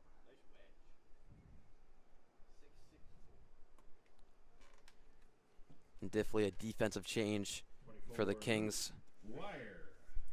Coming in for Shoppy. Now Luke Guire up to bat. Delivers on the first pitch. In the dirt, got away from Fitzpatrick, and that'll get Schaefer easily over to second base.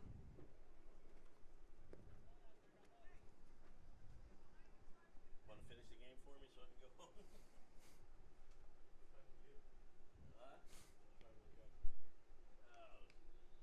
Right at 6:30. No, 6:50. 1-0 to Guire. Fouled off down the first base line. Nice play made there by the first base coach. Getting it back to the pitcher. It's always fun to see them. I mean, Yeah. they're over there. They're probably very likely former baseball players. Show off their talent a little bit, barehanded. Guire 1 for 2 in this game with an RBI. Hits that one over to Anzilla. Easy play over to first. That'll move Schaefer over to third and one down with a runner on third. And it's unfortunate Guire is a dangerous base runner, so you want to see him on the bases. We did before, former varsity soccer player over at Bordentown. Wow. Just wrapped up his senior season in the fall. He stole 13 bases for Bordentown as well this past spring.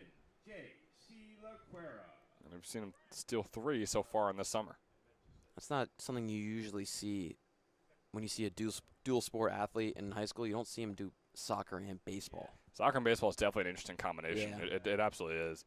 We've seen a few football and baseball ones, usually receivers. Or hockey and baseball last year, I think somebody was drafted from, Luke Dickerson was drafted from New Jersey from Morris Knowles High School, who was really good in hockey and even better in baseball to get drafted. Right, yeah. That's a 1-1 pitch here for Lacara.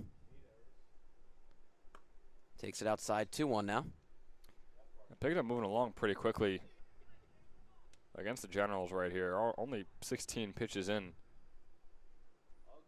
to his stint, looking for his third out right here of his day of work. Can't get the zone there, 3-1. And he's definitely working quickly, quick tempo on that mound. There's no pitch clock, but he's pitching like there is one. Definitely. 3-1. Can't find the zone again. Maybe he should slow up. That'll put Lacara on first base. Runners on the corners with one out. That'll back up the middle infield for the Kings. Keep the corners in. First baseman Justin Doherty. Yeah, it was close and then it got unclose. And you got Doherty coming up at the plate here. He's 0 for 2. He struck out on one of those at-bats. He fouls that one off. You're right, because I noticed it in 2 hours, and by then it was over. So it's like probably about an hour 50. Yeah. And it was It's a 6-6 game here. Generals looking to take back the lead again after Kings were able to get a run home in the top half of this inning. And Doherty as well is one of those players where it's always interesting to see when guys don't get that much playing time in the spring. Now taking off to second is Lacara on the checkover. They're not going to throw it over to home, so easily getting the run home is Schaefer. Lacara out at first base, but they successfully run scores not on a stolen base. do the first and third play, and Generals now the lead, 7-6. Boy, just like that, we say goodbye to our 2 base runners who were just on the corners. A little bit of small ball being played in the bottom of the 6th. 7-6 now, Generals lead. Doherty, no ducks on the pond for his count. 1-1. Man, this has just been a back and forth game. It's been a joy to watch here at Moody Park. As lights get brighter, the night sky gets darker. Seems like the baseball just keeps getting better and better. 1-1 to Doherty. Fans at it. Way out of the zone, 1-2. But as I was saying about Doherty, before those two base runners went wild going over to second and home, it is interesting to see guys who don't play that much in the spring season. He only had 9 at-bats, and how it transfers over into the summer, where obviously the last like real meaningful baseball he played at a good amount would have been in high school over at Burlington.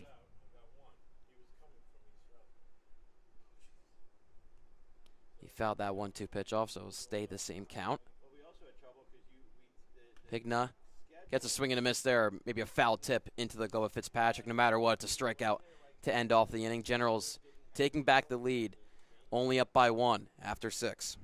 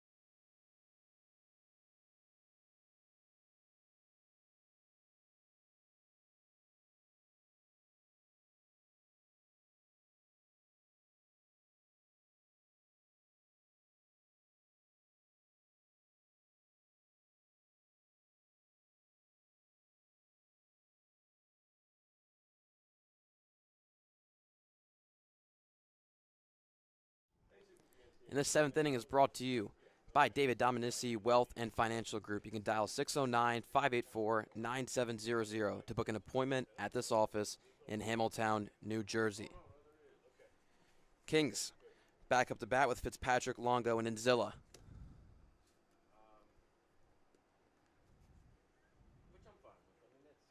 And Brown back out there for his 2nd inning in relief. Came in for Welsh. Andrew Brown threw 22 pitches, giving up 1 run in the 6th. That one up high to Fitzpatrick, makes it 1-0.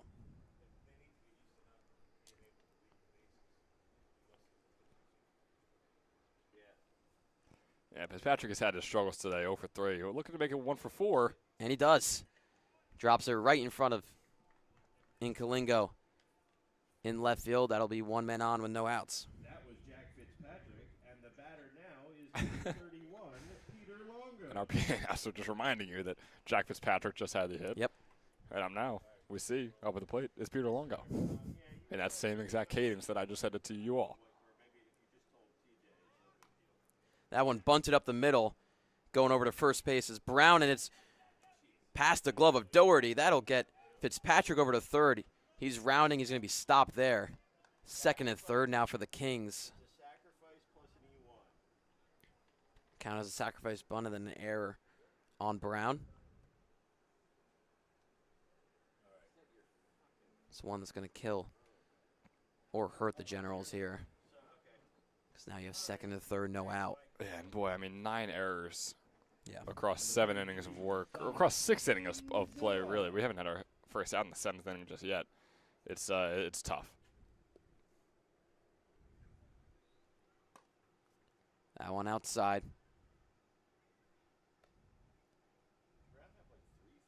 Brings up Anzilla, who's 0 for 3 in this game, has got on twice by error. Maybe a 3rd time coming up. Little low there, 2-0.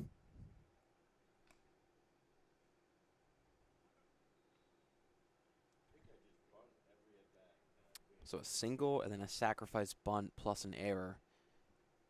That's what started off this top of the 7th. Called strike there. Makes it 2-1. And you've got Longo on 2nd base and Fitzpatrick on 3rd.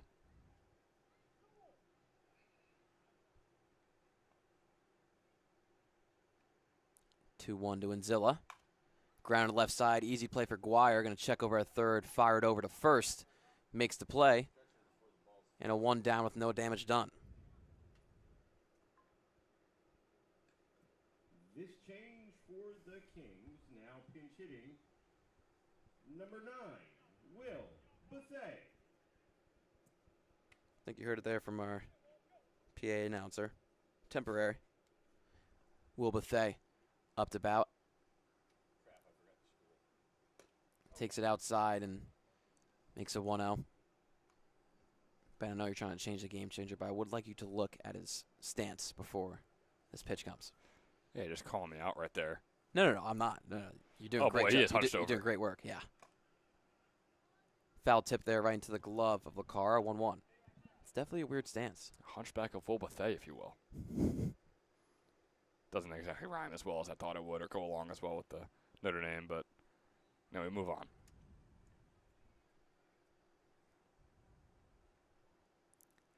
1-1. And outside. Makes it 2-1 to Bethea. He's a post commit. Just finished up his senior season out of high school. I cannot pronounce. It's not in my vocabulary. St. Thomas Aquinas? But he batted 288 there with 6 doubles and 2 homers. You can't pronounce. Oh, okay. I see why. Took me a Slow minute. grounder down the third base line. My apologies. It's foul to Guire. 2-2. No, if we were broadcasting a summer league basketball game, I might Yeah, understand that. yeah. Baseball, I don't believe. Yeah, we never played There's much baseball. animosity going on between those two schools. Boy, basketball, there used to not be either. I remember the days at St. Joe's when Carl Towns was there beating St. Thomas Aquinas. Usually 95-22, I believe, was the score Oh, over yeah. a couple games. Not anymore. He's able to tap that one foul. Keeps it a 2-2 count. But the coach that coached Carl Towns in those days is now the coach of St. Thomas Aquinas. So And also the athletic director from St. Yeah. Joe's went over to St. Thomas Aquinas. There seemed to be a lot of talent going to St. Joe's when he was the athletic director there. A lot of talent at St. Thomas Aquinas when he was the athletic director over there in Edison.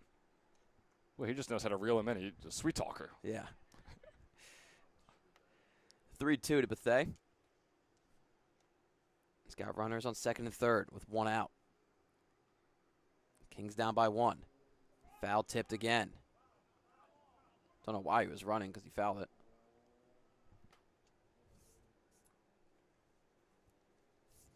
I believe he thought it was a drop third strike. He didn't think he thought there was a chance maybe he didn't make contact. So that's why he took off running, playing it safe, which is the right choice. You know, you're a younger guy who just finished up high school. Always trying to make the right decision to impress your coaches. All right, when you're laughing. Payoff pitch. Takes it outside. What a count there from Bethea to work himself the walk. Takes the open base. And that'll bring up not Shoppy because he got defensively changed. It's Tommy Diffley. Yeah, Shoppy coming out from first base. Diffley now out there. First at bat of the day. We'll see how it goes for him. Pops it up. Left side. Hallett running for it, but it's Inkalingo reeling it in. No tag down by Fitzpatrick. 2 down. Man, it was shallow enough, so Inkalingo was able to scare Fitzpatrick enough where he wasn't able to advance on the home. So not exactly the best way to start things off with the bat in your hands. The left fielder, Frank Master. For Tommy Diffley there. Talk about another guy who was, you could say, struggle with the bat in his hands. Frank Master up to the plate, Jack. 0 for 3 so far today.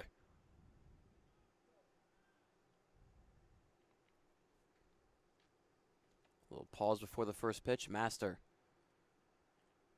like you said, struggled today, but has a chance to break through. Bases loaded, 2 out.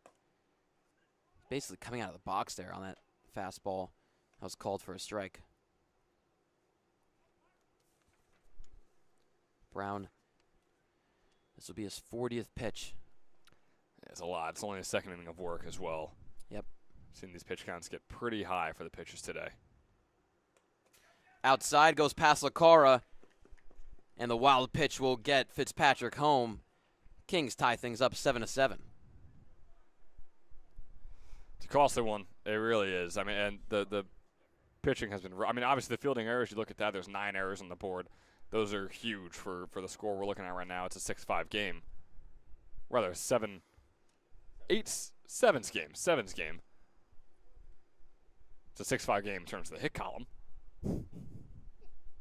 But yeah, pitches like that, the wild pitch is a tough one to try and have to deal with. You got 2 outs on the board. You're hoping to get that 3rd out. Instead, a wild pitch brings home the runner, and the at-bat continues. Foul that one off, Master. So 1-2 now. Bethay on second, Longo on third. They both moved over as well on the wild pitch. 1-2 pitch. Slap the other way. Could it get down? It's foul. That was interesting right there from Master. Master, right when the ball was thrown, kind of twitched his bat, brought it back, and then swung on the second time around.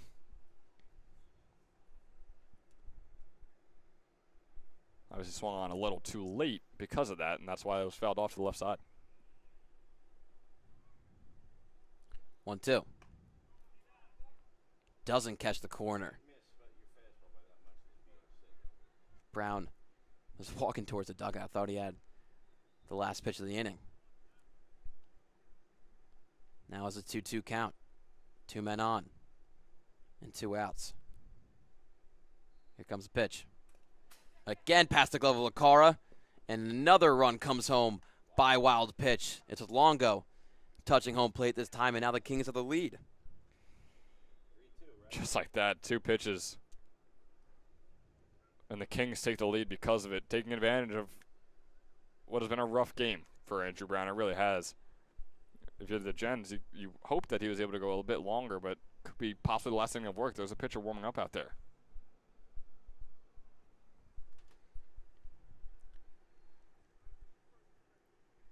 So Master has seen 2 runners come home, and he hasn't done anything at the plate. Yeah, quite the long at bat for Frank Master. Maybe not even pitch wise, just standing there with the bat in his hands. Yeah.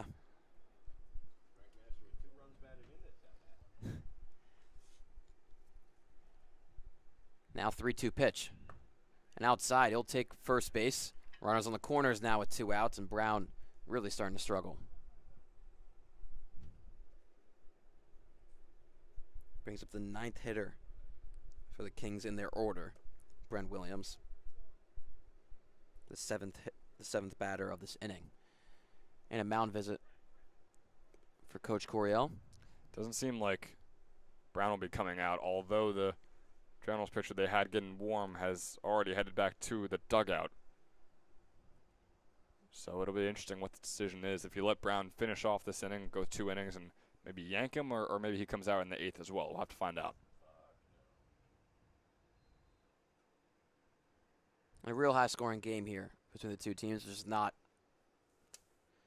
out of the ordinary for the Generals. We talked about before, their last 4 games have scored at least 10 runs, losing 2 of those.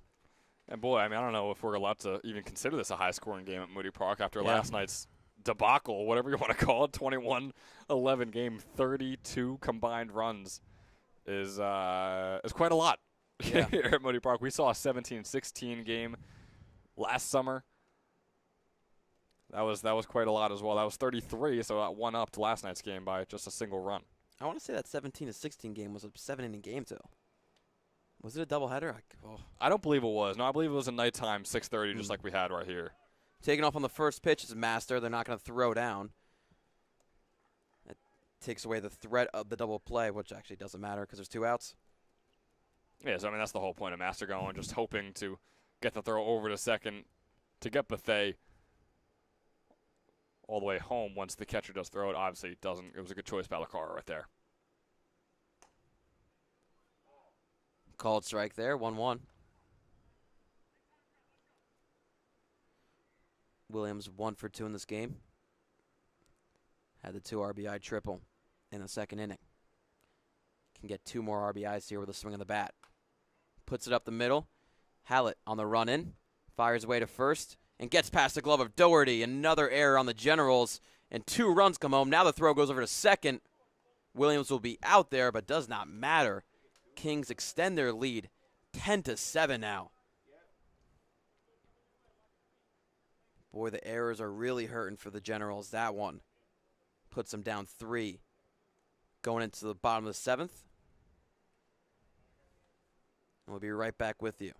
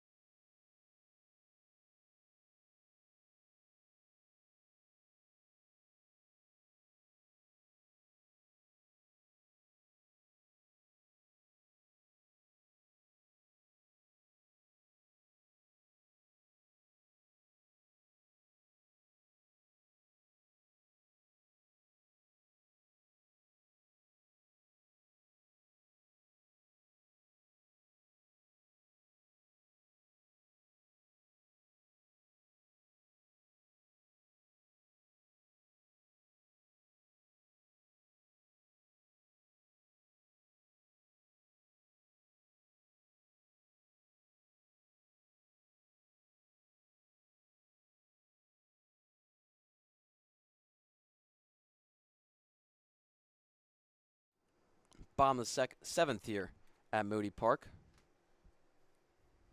Joseph Slavin comes in relief here after Aldo Pigna comes out after 1 1/3 of innings pitched.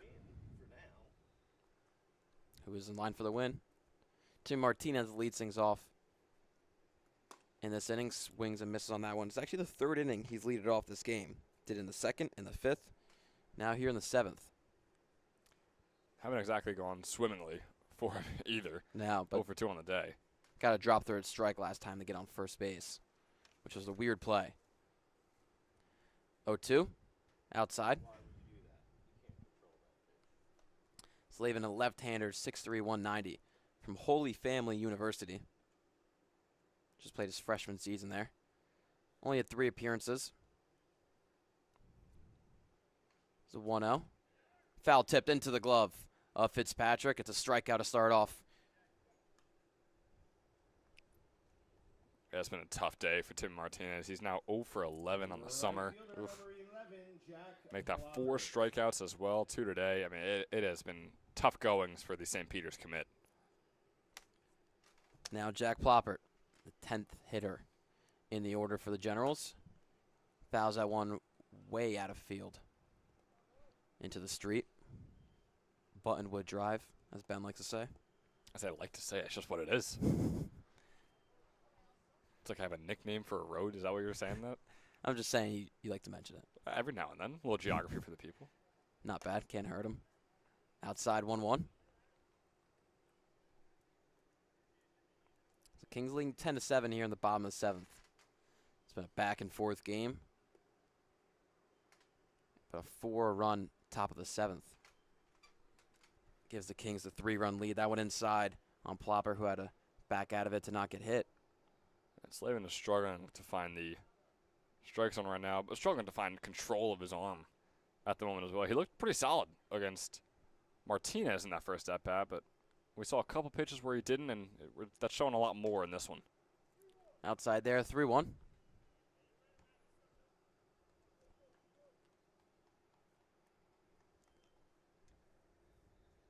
You got Hallett on deck for the Generals. He's 0 for 3 today. 3-1 to Plopper. Goes way outside. He'll easily take that free pass. Got to try and rein it in if you're Slavin here. Obviously, you have that strikeout to start off. I'm not taking that away from him whatsoever. But still, I mean, so far in the ECCBL, 7 earned runs and the 4.1 innings pitched hasn't been the greatest. And right now, sort of on pace to allow the Generals to start crawling back here in the bottom of the 7th. First pitch to Hallett. Gets a called strike. You know, 1 down in this inning with Ploppert on first. Slavin just threw his 10th pitch of the inning. Decent lead for Ploppert on first base. And he takes off. Throw in the dirt, goes past the glove of Fitzpatrick. Ploppert thought about going to third. Will stick his feet there and has a stolen base. Another just wild, I don't want to say wild pitch, because if it was, then Plopper would be there on a wild pitch. Like you said, it was a stolen base, but an errant pitch, outrageous pitch, whatever you want to say. Slavin has struggled to gain control over his arm just yet. Still kind of warming up. That's 2-1 now on that ball that went inside. Hallett with a strikeout in his last at-bat. A line out in the second inning and a ground out in the first. It's possible he came in a little bit quicker than he thought he would, Pigna only throwing 23 pitches in his 1 1/3 inning stint, like you said he had. Again inside, that one getting past the glove of Fitzpatrick. A wild pitch counted against Slavin. And Ploppert's on third. Hallett has a real chance to get on base for the first time today. He's 0 for 3 coming into this at-bat. But a 3-1 count, you can work that pretty easily, especially against a pitcher like this. Yep. You got 1 down this inning, so Hallett looking to cut the lead to 2. Hitters count. 3-1 pitch. Swings and misses at that one. A hard hack at it. And Hallett coming into today was a 400 batter, right? 4 for 10 on the summer, now 4 for 13 off of today's 0 for 3 day. Inside. In the dirt as well, so he'll take first base. Runners on the corners for Trenton with 1 out. His first walk of the summer as well. So his 14th plate appearances. He gets his first walk, but we're also going to get our first mound visit for Slavin right here. Started off the inning with a good strikeout, but now 2 walks in a row. Brings out the mound visit. Nick Tomasetto up to bat here. Beautiful night here at Moody Park. It absolutely is. I made it almost a bit not beautiful as I leaned back in my chair and had to catch myself, almost falling over onto the floor. Done that quite a few times in my younger days, you know, in elementary school and whatever it may be, 2nd, 3rd grade. At 20, I feel like it might hurt just a bit more. 20. Wow. Yeah, no, I told you before we hopped on the mic. I've reached, as the kids may say these days, unk status. Yeah, uncle status. How does that 20th birthday feel? Because, you know, 19th didn't feel much for me, but like once not being a teenager anymore is strange. Yeah. I know. Yeah, I know. You and our PA guy still have a year or 2 left of your teenage years, but regardless, it's a weird feeling coming up for you guys. Called strike there. Bit of a late call there from the umpire, but Tomasetto 0 for 1. 0 for 1 in this game, an 0-1 count. You got Hallett on first and Ploppert on third. Generals trying to come back in this game. Fouled off. 0-2. Second time they've trailed in this game. Maybe not. Maybe the 3rd time. It's hard to math it all up.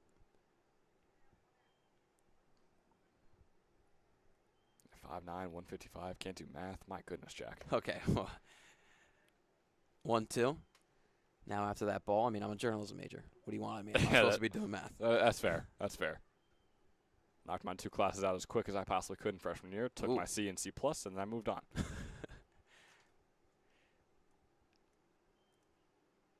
Taken off his Hallett and fouled back and out of play. Somebody was walking in the parking lot, so the first base coach was. Oh, not the first base. That was Coach Mike Coryell. Oh, that was yelling out right there, in fear of someone getting knocked with that ball. It's a good citizen, though. Absolutely.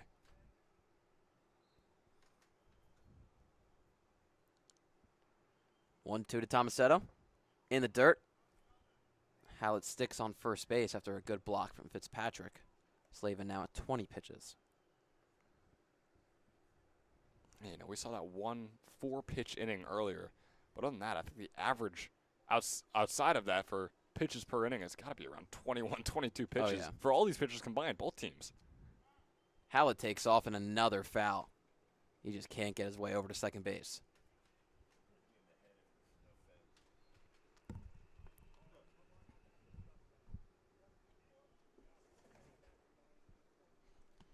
Tomasetto, a redshirt sophomore. Played at Rutgers, New Brunswick. In the past 2 seasons, redshirted his first year and then played last year. 218 average.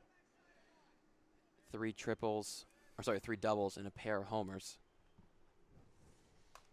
As he pops one up and will go out of play. Fighting well in the count. Still 2-2. Slavin having to work for this out. Hallett having to work to get on second base. Yeah, it seems like Hallett has nearly taken off like 4 or 5 times in this at-bat alone. Never been able to really make the run over.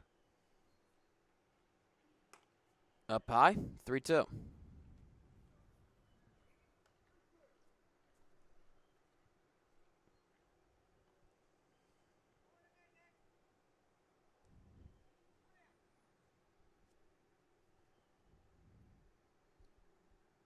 Hallett takes off. A little outside there. Tomasetto will take the open base. Bases loaded, 1 out for the Generals. They trail by 3 in the bottom of the 7th. A tying run on first, and boy, I mean, it's a 3-run game, but it doesn't feel like it, right? With how easily runs have been scored. Like, it feels like, the Generals, they're down by 3 right now. I wonder how many more times the lead is going to change before the game is over, and we only have 2 innings left. I mean, that's how this game has been played. Slavin's day is done early. This is first inning in relief here, and only able to get one out. It'll be bases loaded and one out. The situation for the new pitcher coming in for the South Jersey Kings. We'll be right back with you.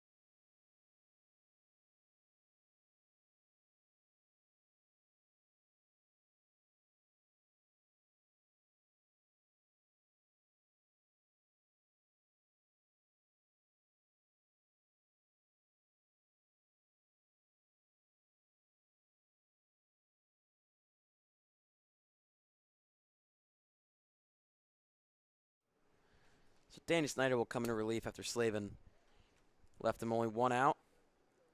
And all men on board with Cano Pizzell up the bat. Snyder, the right-hander from Stockton University, just finished up his sophomore season there.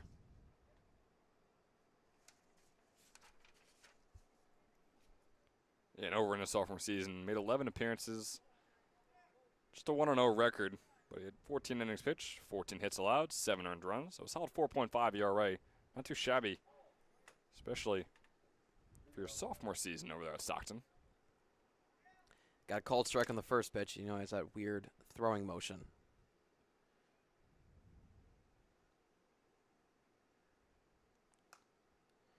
Sidearm horizontally.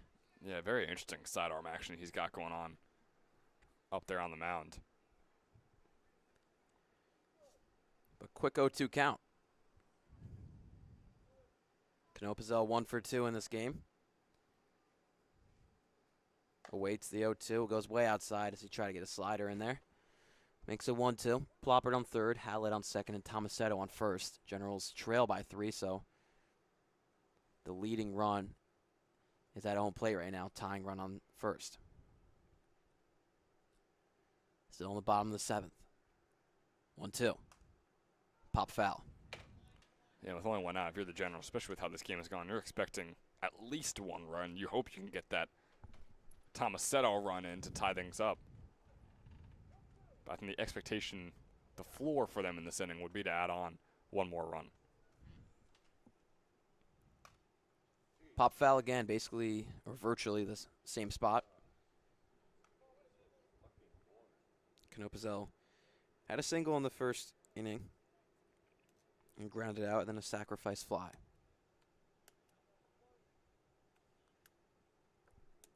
So as an RBI in the day.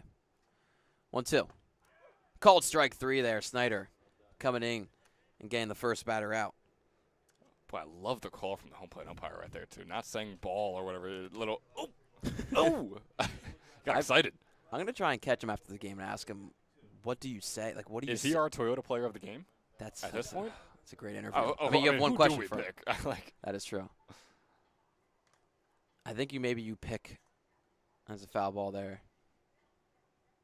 You got to pick the infield of Moody Park and just interview that and just talk about all the errors it kind of causes. possibly, yeah. We could also interview Blue, who has been, or was out cold on that couch behind us. Looks like he's up now. What's up, buddy? So Blue is awake now. Maybe he will be all set for an interview in 10 minutes, 30 minutes, 45 minutes, an hour. Who knows? And Kalinga will get it with a big at-bat here. But fouls that went off 0-2. So Snyder looking solid in relief. Trying to get out of this jam. Kings leading 10-7 in the bottom of the 7th. Jack Kemler here with Ben Chadwick. Something else, Jack, as I'm actively trying to figure out who is our Toyota player of the game. Not a single extra base hit at all today. Wrong. Am I wrong? I don't want to say it that rude, but Brent Williams had that triple. Brent Williams did have the triple, and I was only looking at doubles. Brent Williams, if the Kings win, is our Toyota player of the game. Absolutely. Which kind of feels like a meaningless hit at this point, but they lead. It'd They be an 8-7 game right now without it. it was good. It was a good hit. Boy, you were quick with that wrong on me, Yeah, too. not bad. that was a little, I'll admit, I was looking at the double numbers. I didn't see a single one, so that's why I said that. little low there, 1-2, but that was some sassy from me. A little bit of sass. I know you're newly in a relationship. It comes over time as the relationship goes on, trust me. Yeah, I think it's just blending into me. Yeah, they get to you, man. 1-2 to Inkalingo. Grounded left side. Williams bats it down. Can't throw it over to first. Will actually throw it over to first. It's going to be late, though, so the run comes home for the Generals. Don't know why he pump faked it. I don't know why he pump faked it either, but I feel like we were watching a rocket over there on first base. Diffley, I mean, full split. Like, usually it's like, almost like an 80% split. No, that was a full split from Trent Diffley, or Tommy Diffley, rather. Still not able to make the play because, like you said, Williams pump faked it and couldn't get it over in time. And good job by Thomas Setter to get a good jump from first base to not let Williams get the easy out over at second and have to go over to first. So that gets the run home on the error. This one flied out into left field. Should be an easy play for Master as he gets under it and makes the catch for the third out. Snyder only gives up 1 run in relief, not counted towards him, and the Kings still leading by 2 after 7.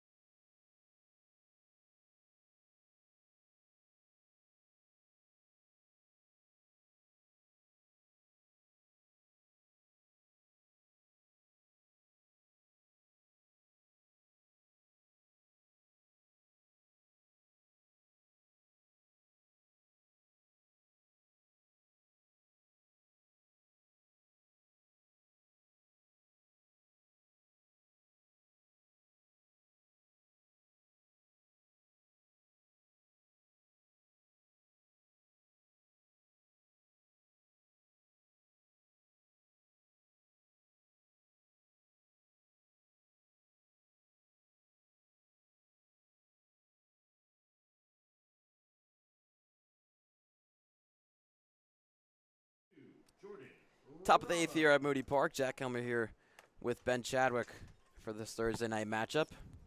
Reminder in the weekend here, no 2 doubleheaders, only 1 in the early slate at 11 a.m., no 4 o'clock one. Absolutely, and hopefully it's our first Saturday where we're able to play ECCBL baseball. Still have not had that. 2 Saturdays in a row to start off the summer. I think it canceled because of the weather. But there's a little bit of rain on the forecast on Saturday, but it might pass over. Uh-oh.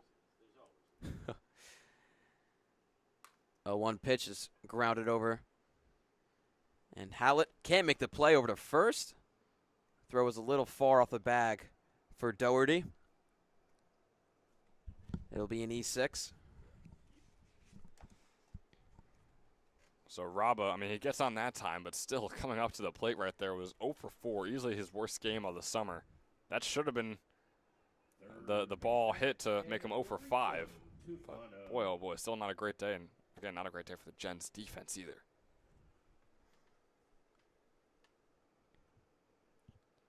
So Brown not able to get some help on the mound after he rolled over a ground ball, but be a man on first with Raba, now Tufano up the bat with no outs.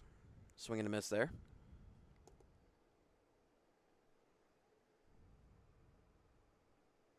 Tefano, the most at-bats on this Kings team, now up to 27 on the summer. A little bit outside there, 1-1. 27 at-bats and 1 walk to his name.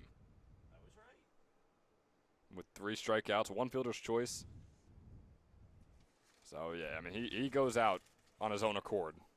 Best believe. Check over at first there, and if announcer and jinx is true, should expect Tufano with a walk here.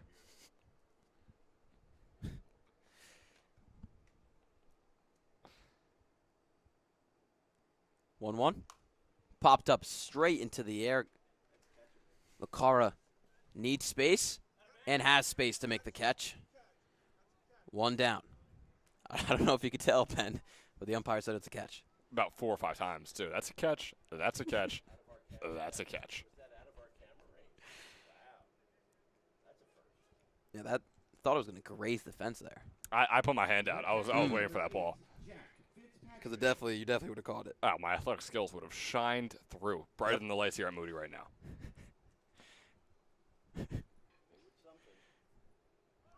Fitzpatrick digs in, fouls that one off as Raba was taking off on the first pitch.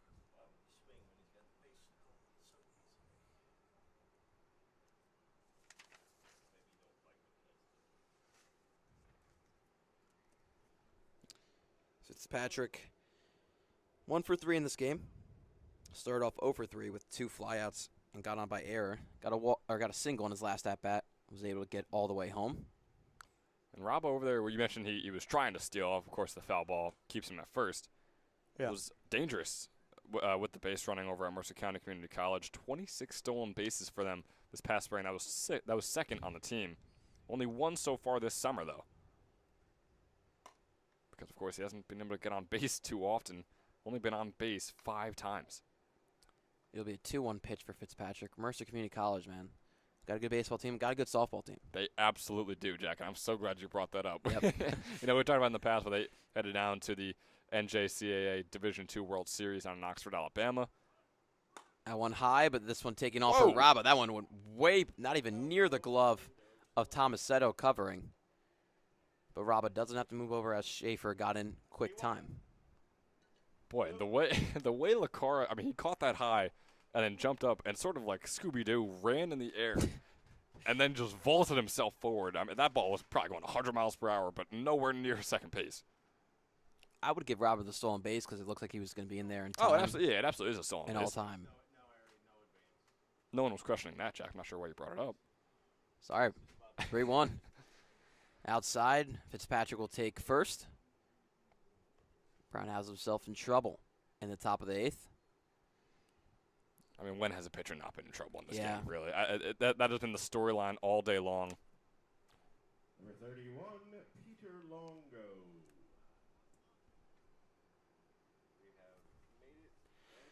Peter Longo up the bat. Got on by a sacrifice bunt his last time around. That one fouled off.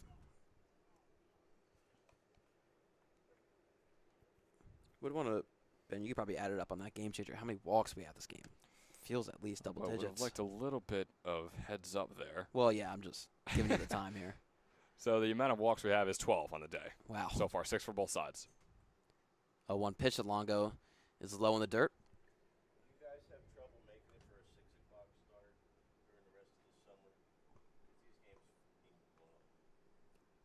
And I'd like to be, this is okay. We're good. We like that. It might take, well, I guess it is Thursday, so we're finishing the second. Making an executive decision right now. 1-1 to Longo. All the runners are taken off. This will go over to second. And not placing on a tag is Tomasetto. Double steal For South Jersey Kings, Rob on third, Fitzpatrick on second. And how about Fitzpatrick? Not the biggest base stealer, if you will. 5'10", 195. His first base stolen this summer. He only stole 5 for Harvard Community College in his freshman season. A freshman season where he started the majority of the games for them as well. That one up high. 3-1. And Jack, we did get an executive decision about these Thursday night games. They will no longer be at 6:30. Weekday games. Weekday games in total Yeah. will now be at 6 o'clock, not 6:30. So just mark your calendars. That executive decision was made solely because of how long this game has gone. Foul ball there, 3-2. And I got to tell you, I'm on board for that.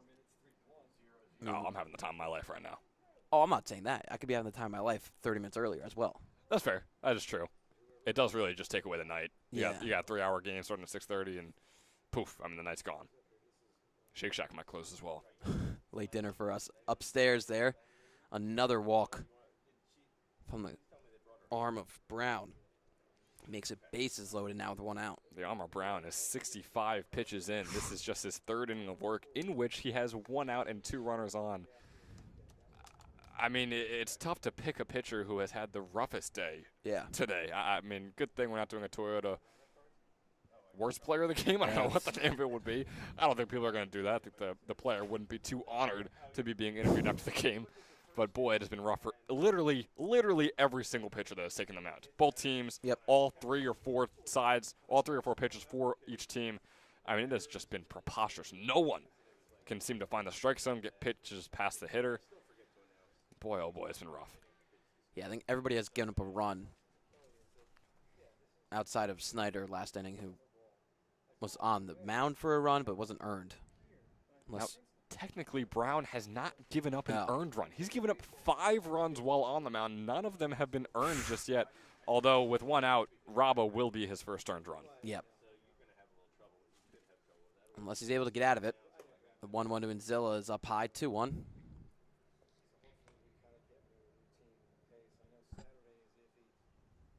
Yeah, Jack, if you want to get this, we have 18 runs in this game right now, correct? Yep.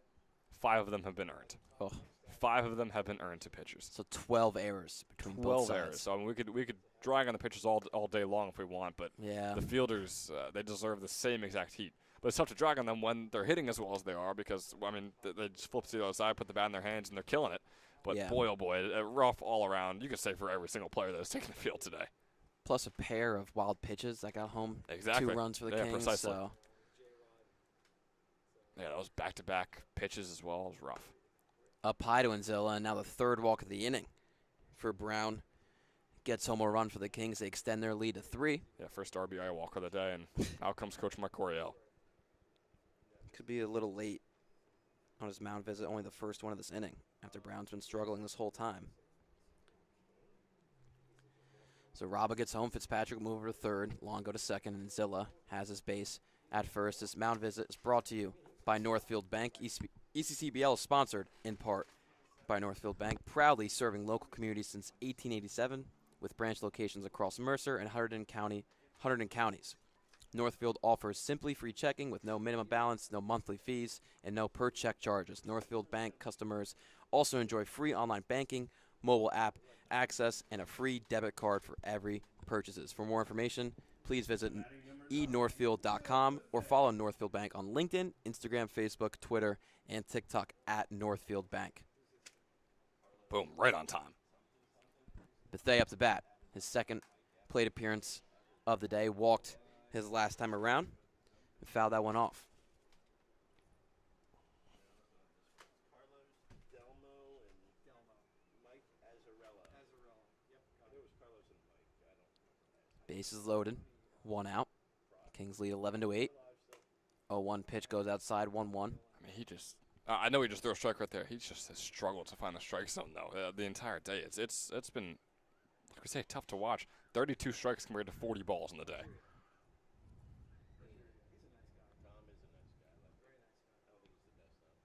1-1 pitch to Bethea. Little low there.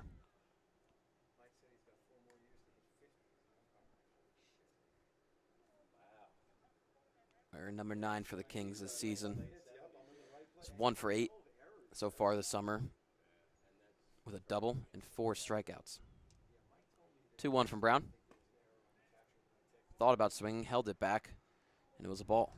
Another ball as well. I mean, him and Joseph Slavin, Andrew Brown and Joseph Slavin are the only 2 pitchers today to be under 50% in terms of how many strikes they have compared to balls. Every other pitcher has more strikes to their name than balls.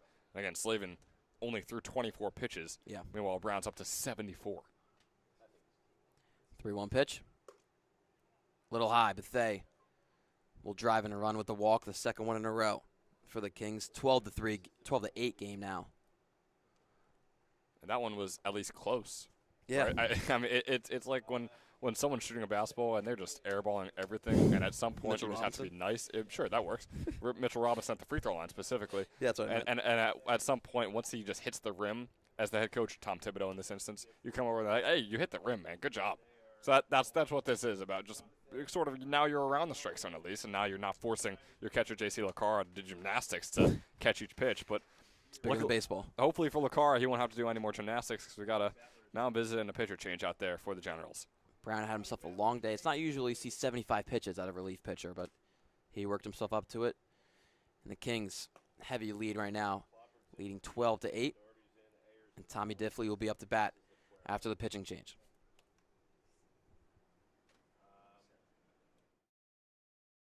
Hi, my name is Dr. Philip Glasner. I'm a hip and knee replacement specialist at Mid-Jersey Orthopedics. We're a multi-specialty orthopedic practice with offices in Flemington, Bridgewater, and Washington, New Jersey. We have 18 fellowship-trained specialists to take care of you from your neck down to your toes. We offer conservative management such as bracing, therapy, and injections through surgical interventions as well. Our goal is to keep you active and healthy and get you back in the game. We also offer on-site digital X-ray as well as MRI. We have evening and Saturday morning office hours to assist with convenient appointment times, as well as having walk-in appointments available. Call us or visit our website at midjerseyorthopedics.com so we can help you to live life better.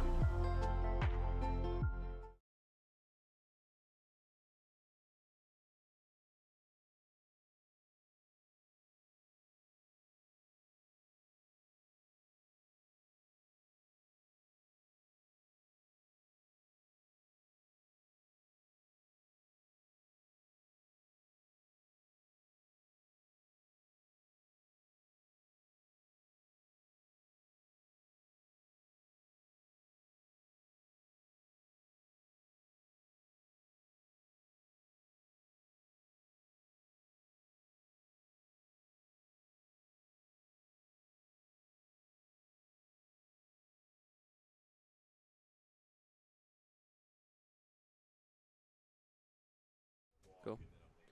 Bobby Bettler comes in for relief here. He's got bases loaded, 1 out. Generals trailing 12-8, and Kings threatening to score more. Tommy Diffley up the bat. Ball in the first pitch. Yeah, it's Bettler's first appearance as well this summer. And a bit of a tough situation here. 12-8 ball game in which he trails. That went a little low there, 2-0. So Brown came out of that game giving up 4 walks in a row. Not 3, 4. Nice. Count Dracula over here. Called strike there. 2-1.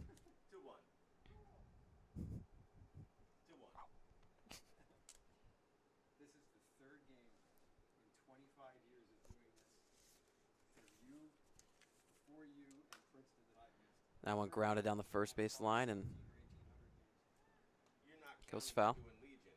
You're not counting when you miss for doing another game, right? Correct. Okay. I was gonna say, 'cause I know I filled Diffley 0 for 1 in this game. always for that. Popped out to left field in his last at-bat.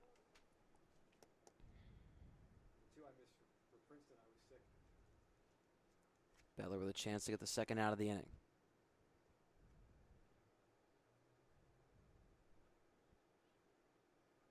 Taking his time with this pitch as well. And again, past the glove of LaCara. Just spiked it in front of him, and that'll get another run home for the Kings. 13-8 game now. Yeah, I mean, I think he might have taken too much time. Too many time. I don't know. Who cares anymore at this point, Jack? Yep. That moves both the other runners over. So Bethea on second and Zilla on first. Or on third, sorry. Bettler, a post-university commit, just like the man standing on second base, Will Bethea.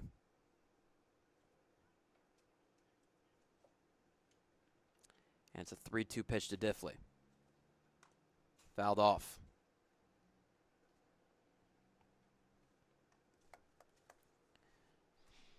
Bettler just finished up his senior season at Burlington Township High School, where he went 29 2/3 inning. Get him 9 earned runs, 2.12 ERA on 30 strikeouts. His real problem was 28 walks. Yeah, if he could put together that type of ERA to finish off this game, hopefully the lead doesn't get too much more out of hand than it already is. Again, his order has to back him up in the bottom of the 8th and 9th. Number 5, But left fielder, well, you hope it could stay at 13. But my, oh my, it has been a long past 2 innings for the Generals, who have now given up 7 runs across the top of the 7th and now on the top of the 8th. First pitch. It's called strike from Master. For Master. That's now the 5th walk in a row by a Generals pitcher. The first 4 coming from Brown. That one from Bettler. You talked about how Bettler struggled with that in high school, and my And goodness. again, past the glove of Lacara, but Bettler wasn't going home. It went right back to the glove of Lacara. Maybe had a chance to tag him out, but it's another run home for the Kings. 14-8 now. And boy, that was close enough for Lacara. That ball bounced off the dirt, ran into the fence, and then bounced right back over to Lacara. But I guess you could say, unfortunately for him, Inzilla too quick to get home. Just like that, like you said, 14-8 ball game. My goodness, this is getting out of hand. It looked like after the pitch, Bettler's hat fell off, and he was too worried about that, but instead of running home. Oof. Tough all around for the Generals defense in every aspect. Master 0 for 3 in this game. Swing and a miss there. Jack, might I add, a Generals defense that now, through 17 innings, has given up, let's do the math here, 35 runs. 17 innings and 35 runs given up for the Trenton Generals. That one grounded up the middle to Bettler. He's going to go to first base with it, and a really bad throw to there. Aaron, and gets 2 runs home easily for the Kings. I mean, do we even care anymore? Like, what was that throw from Bettler? I'm sorry. You hate to say things like that. Yeah. But my goodness, I mean, that just sailed over Doherty's head. Number 17, shortstop, Brent Williams. We think that's a single and then the air on the throw. It looks to me like it's a straight error. That's a throw that Straight Bettler error. should have made. And why he didn't just plant his foot and throw instead of the off balance. The off balance, thinking you're Derek Jeter, you're going to sidearm and toss it over to first base. Instead, you send it out into right field, almost a home run. I mean, what are we doing? That one up high, 1-0. This one is Brent Williams up the bat.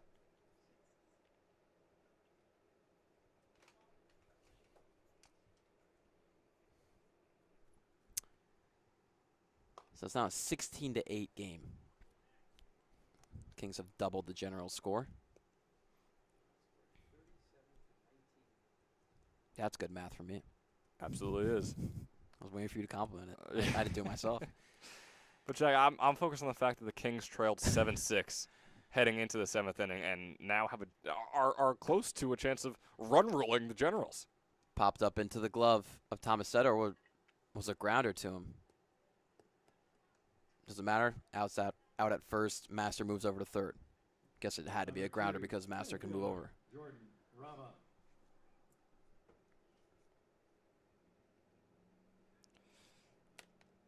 Back to Raba. I mean, I think we've seen this guy, this is the 6th time we're seeing him today. Yep. Which might be in ECCBL Summer 2025 high. I mean, the Mammoths might have had guys go around maybe 9-10 times in their game against the Generals yesterday, but still, certainly the highest today. Well, that Well, Rabb up to bat now means they have batted fully around this inning. Rabb started off this inning getting on by error, which is all where it started. I mean, Brown got a ground ball, was an easy play for Hallett at shortstop, but couldn't make the throw. And then since then, it was all disaster. Once again, errors are the name of the game. We've seen 2 more errors today than we have hits. Yeah. Outside there. And we mentioned the run-to-earned run ratio before. I mean, I believe it was 5 earned runs compared to 18 runs on the game when we said that a couple innings ago. We'll have to check back in, but I imagine it's something similar. Probably been a couple earned to Andrew Brown recently, though. And outside, Rabba gets on base. But how about Rabba? I mean, leadoff hitter. Kings leading 16-8, and he's 0 for 5. It's not a thing you see very often. No, and this is a guy who, again, at Mercer County was incredible. So far this summer, he's been pretty solid, right? 3 for 16 with a couple RBIs, 2 runs, 2 walks. Finally getting a walk right there. But still, my goodness, it has not been a great day for Rabba, and that is not the focal point, though, is single hitters that are not having a great day. I'll tell you that much. That one was low and inside to Tufano, who's had himself just a little bit of a better day than Rabba, 1 for 5. Digging in for his 6th at-bat. That one upstairs, too. Robin not thinking about taking off with the 8-run lead in the top of the 8th.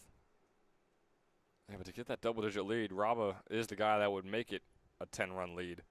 Like we said, we do have the run rule, so this could be an 8-inning game that takes maybe 3 hours and 15 minutes, or we're nearing that point. We're nearing the 3-hour mark. We know that. Just short of it right now. So you got runners on the corners with 2 outs. Stefano takes a strike there, 3-1. That was a beautiful pitch. I mean, a nice fastball to the bottom right corner. Something we haven't really seen from him too much today. That being Bobby Bettler. Bettler has 13 balls called compared to 9 strikes. Grounded up the middle. That one popped up right into the glove of Tomasetto. And stepping on second base, the carnage is over. Kings leading 16-8. And Generals up to bat in the bottom of the 8th.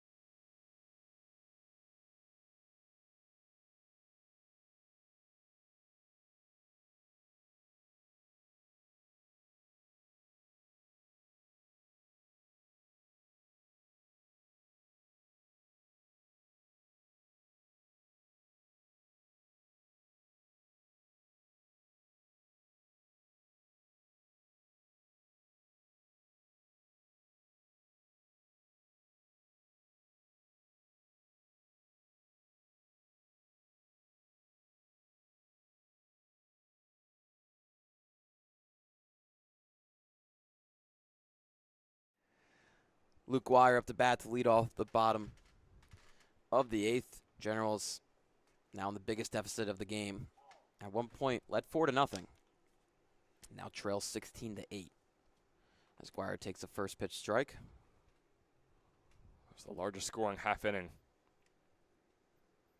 of the game so far. 6 the Kings were just able to put onto the board. This was a 2-run game and a battle at that, heading into the top of the 8th, and all of a sudden, Kings look to be running away with it. Snyder back on the mound for his second inning of relief. Only recorded 1 or 2 outs in the last inning. It's hard to remember how long that top of the 8th was, but Long enough. Long enough. Guire's got a 1-2 count. He's 1 for 3 in this game. Flied out into left field. Master right under it, and 1 down for the Kings. Boy, it looked good coming off the bat, but Yeah. yeah, Master just had great positioning out there. Looked like it could have been a blooper, maybe even curve enough to get a double right there for Guire, but obviously Master, great positioning, great catch. Brings up Lucara, who subbed into this game Number 7, in the 6th inning JC Laquara. for Henry Ayers. Walked his last at-bat, his first time around. Fouls that one off 0-1. You got Doherty on deck. And Martinez and Ploppert if the inning moves on.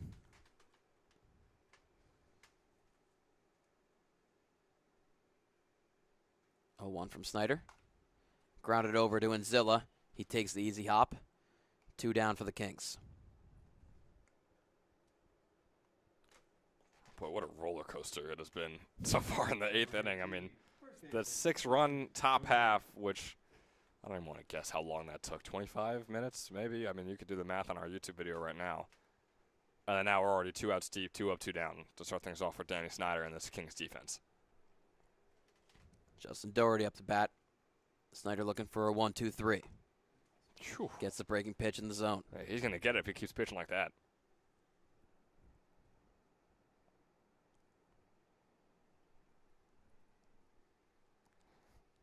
Oh, 1 to Doherty's. Fanned away, makes it 0-2.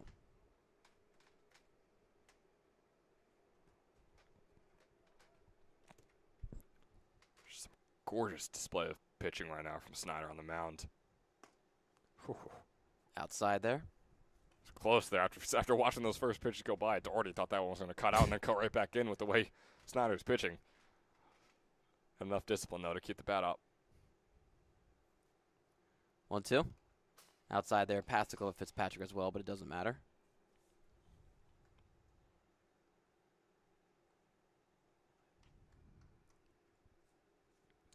Snyder now at 21 pitches in relief.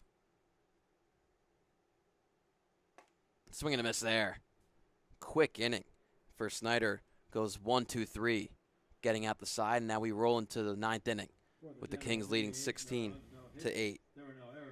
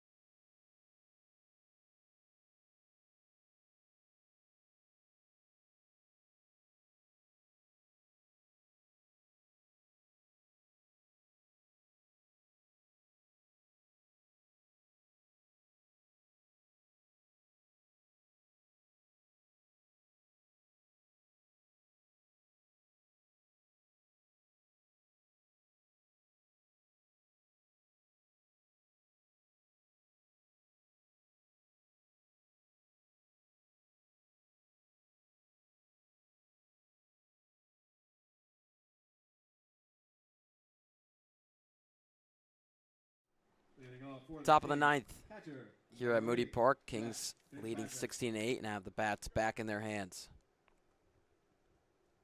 for hopefully one last time. Oh, they're not hoping so. Actually, they definitely are hoping so. Yeah. Had to look up to see who was at the plate.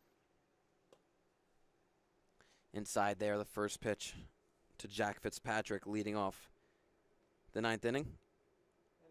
Batted in the 7th, batted in the 8th, now bats in the 9th. Had a single in the 7th inning and a walk his last time around. 1-0. Swing and a miss there. Beller with a little more zip on it there. A lot more zip. I was going to Yeah. say, the way he threw that ball was an out-of-control way of throwing it. It was a controlled pitch that found the bottom right corner. It was pretty beautiful. But, man. That one grounded over to Hallett on the run in. Throws it away. 1 down for the Generals. Well, you always just kind of are on the edge of your seat whenever that ball goes into play with this Generals defense. No offense to them, but you just look over there at the scoreboard to those 8 errors that match their 8 runs, and it's 2 more than their 6 hits. You don't have a choice but to be worried about every single ground ball we see. Right there, though, Hallett able to make the play. There's not many games you can win when you have 8 errors. No, there are not, especially for Hallett, who has 3 errors in the day. That one hitting. Longo on the first pitch, right in the arm. It's an annoying one in the 9th inning, leading by 8. Especially after getting a nice first out to start things off, which is the complete opposite of what things were in the top of the 8th. Yeah. Yeah, it's tough to kind of revert back to those old ways with your next batter. Second baseman, Dom Enzilla. If the score does stay true, Generals will be 2-3 in their last 5 games. 4 previous games, they've scored at least 10 runs. This one scoring 8. Yeah, so it could be breaking a streak right there. But I don't know what. I don't know how proud you are of that streak. I mean, scoring Of 10 scoring 10 runs, they are absolutely Yeah. proud of that. Of allowing how many runs they have, I don't believe they're too proud of that. Mike Coryell's doing his job. He's told me on the broadcast I was able to do with him last week. Yeah, he's the hitting coach, right? He takes care of the hitting side of things. He's done his job absolutely.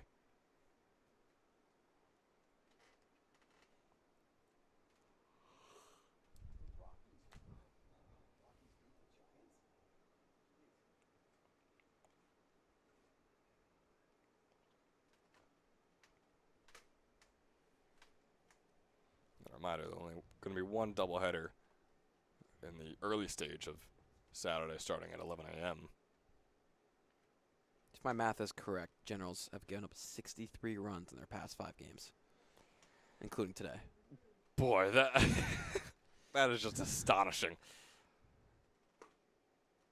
I mean, that boy, I know what, I'm sure they did it at some point last year too. And that's doing that with one of the games only giving up 2 runs. Yeah, So- yeah, exactly. It's actually the last 4 games they've given up 61 runs. That's even worse. Oof. If my math is correct. Usually it isn't, but we'll Yeah, have that to might check be that wrong. later Who and knows? figure it out. But yeah, I'm sure you're close. 2-0 pitch goes over that or hits the head of Enzilla. Beller just seems like he doesn't have any control. Which, again, I mean, it's something we've been able to say about, again, probably every pitcher that's taken the mound. Unfortunately to the staffs today, guys, I'm sorry, but Beller fits into that mold perfectly again. That one inside. Easy walk for Enzilla on 4 pitches. Makes it first and second. 1 out. At this point, I mean, just with the way the pitches are going, if you're a batter, you got to be thinking, like, let me not swing the bat and easily get onto first. There's like a 90% chance you're making it to first base if you just stand there as a statue. And mound visit and taking out of the game.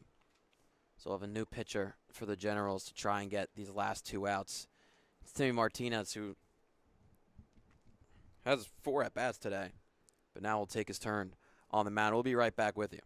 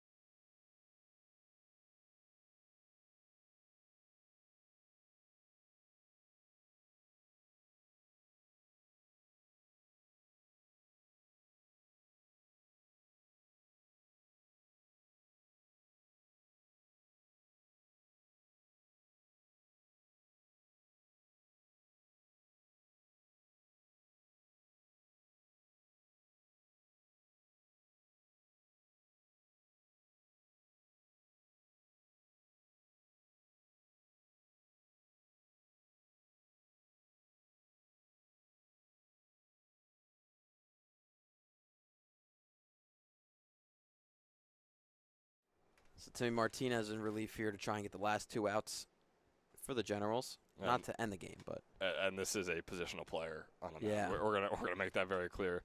As he lofts that one into the bottom left corner, Jack. So Martinez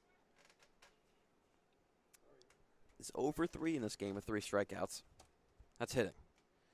On the mound now, doing his best position player. And Guire will pick it up and fire over to first to get the second out of the inning. Both runners will move over. And Zilla on second and Longo on third, but 2 down in the inning. Not a bad start. And out is an out. Boy, these Generals, they're hard to come by for this defense. So, I mean, just let the Kings, I don't think they have any faith in their offense to get 8 runs right now. So make sure you just find the strike zone, loft it in there. If the Kings put it in play, hope for your defense to make a play. That's the best way to do it right now. That one up high. Be a 1-0 now.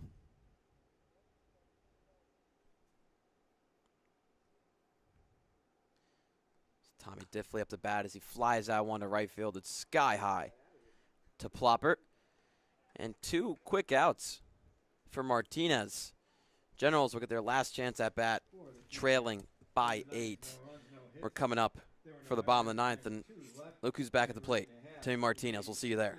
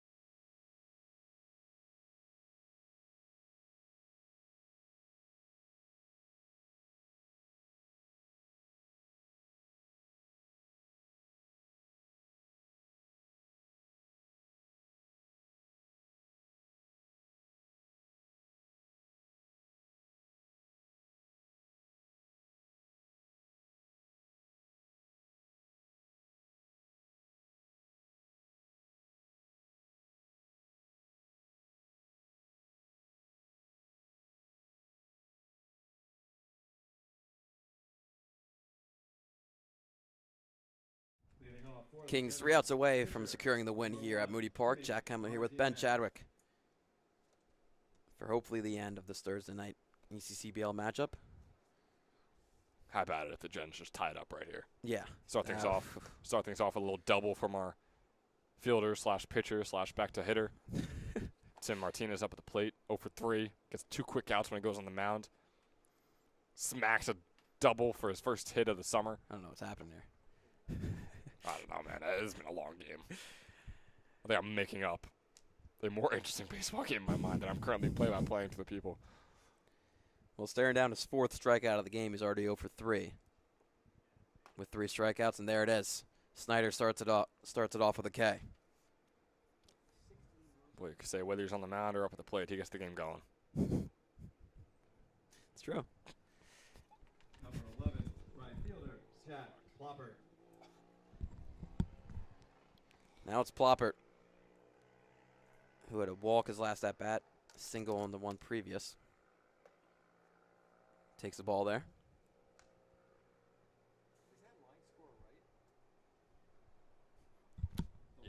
Yes.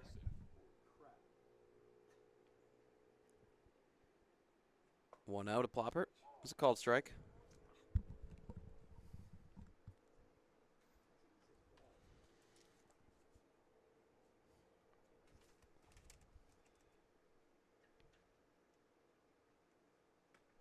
That one goes outside, 2-1 now to Ploppert.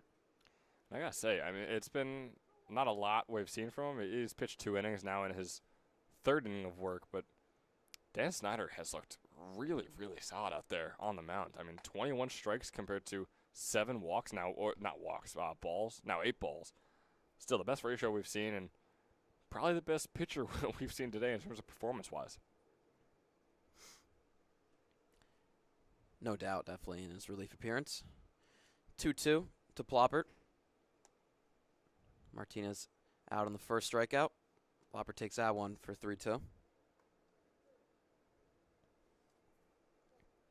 This one is Ploppert's 4th at-bat of the game. Batting 10th in the order. Oh, most of the Kings players have had 6 at-bats. Swing and a miss there. Snyder with 2 straight strikeouts. Now 1 away from ending it tonight. Like I said, I mean, he's looked incredible on the mound. Hasn't allowed a hit, hasn't allowed a run on the plate, hasn't allowed a walk. Not a single base runner and 4 strikeouts to show for it through 2 1/3 innings pitch for Danny Snyder. I mean, that's a great stat line in any other game. And in this game, I mean, my goodness. Hallett looking for his first hit of the game. It's a called strike there on the first pitch. I think that's a get me out of here called strike right Oh, there, yeah. Jack. My Oh, yeah. goodness. Hallett shook his head, but then also realized maybe I want to go home too. 0-1. Fly down in the left field, veering down the left field line, but goes foul.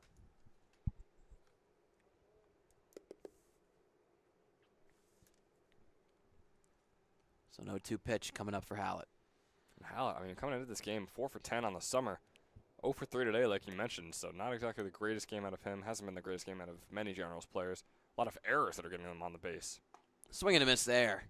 Snyder ends off the game striking out the side, and the Kings pick up the win here 16-8 in a marathon at Moody. Yeah, marathon is a great way to put it. About 3 hours and a little over 10 minutes was our official game time. It was a long one, 3 hours and 12 minutes to be exact. There were more errors than hits. The Generals had the same amount of runs as they did errors. I mean, errors when it comes to the Trenton Generals has been something we've been talking about for 3 straight summers now, spanning the ECCBL, the ACCBL three summers ago. It has been an unfortunate tale of tape for them. For the Kings as well. I mean, they had 5 errors on the day, but were just able to take advantage of it more. Had less hits than the Generals. But again, those errors were telling the story. The pitching was telling the story. It was a rough defensive game to watch. It wasn't even the greatest offensive game, I'd say, either, Jack. Just a all-out disaster class for both teams defensively. That 8th inning was the one that was the difference, with the Kings scoring 6 of their runs there and didn't even have a hit in that inning. So that tells you the story of this game. But Kings pick up the win here, 16-8. They moved to 4-4 in the season and first in the South Division. Generals drop down to 2-4-1. So for Ben Chadwick and myself, Jack Hemley, we'll see you this weekend for only one doubleheader.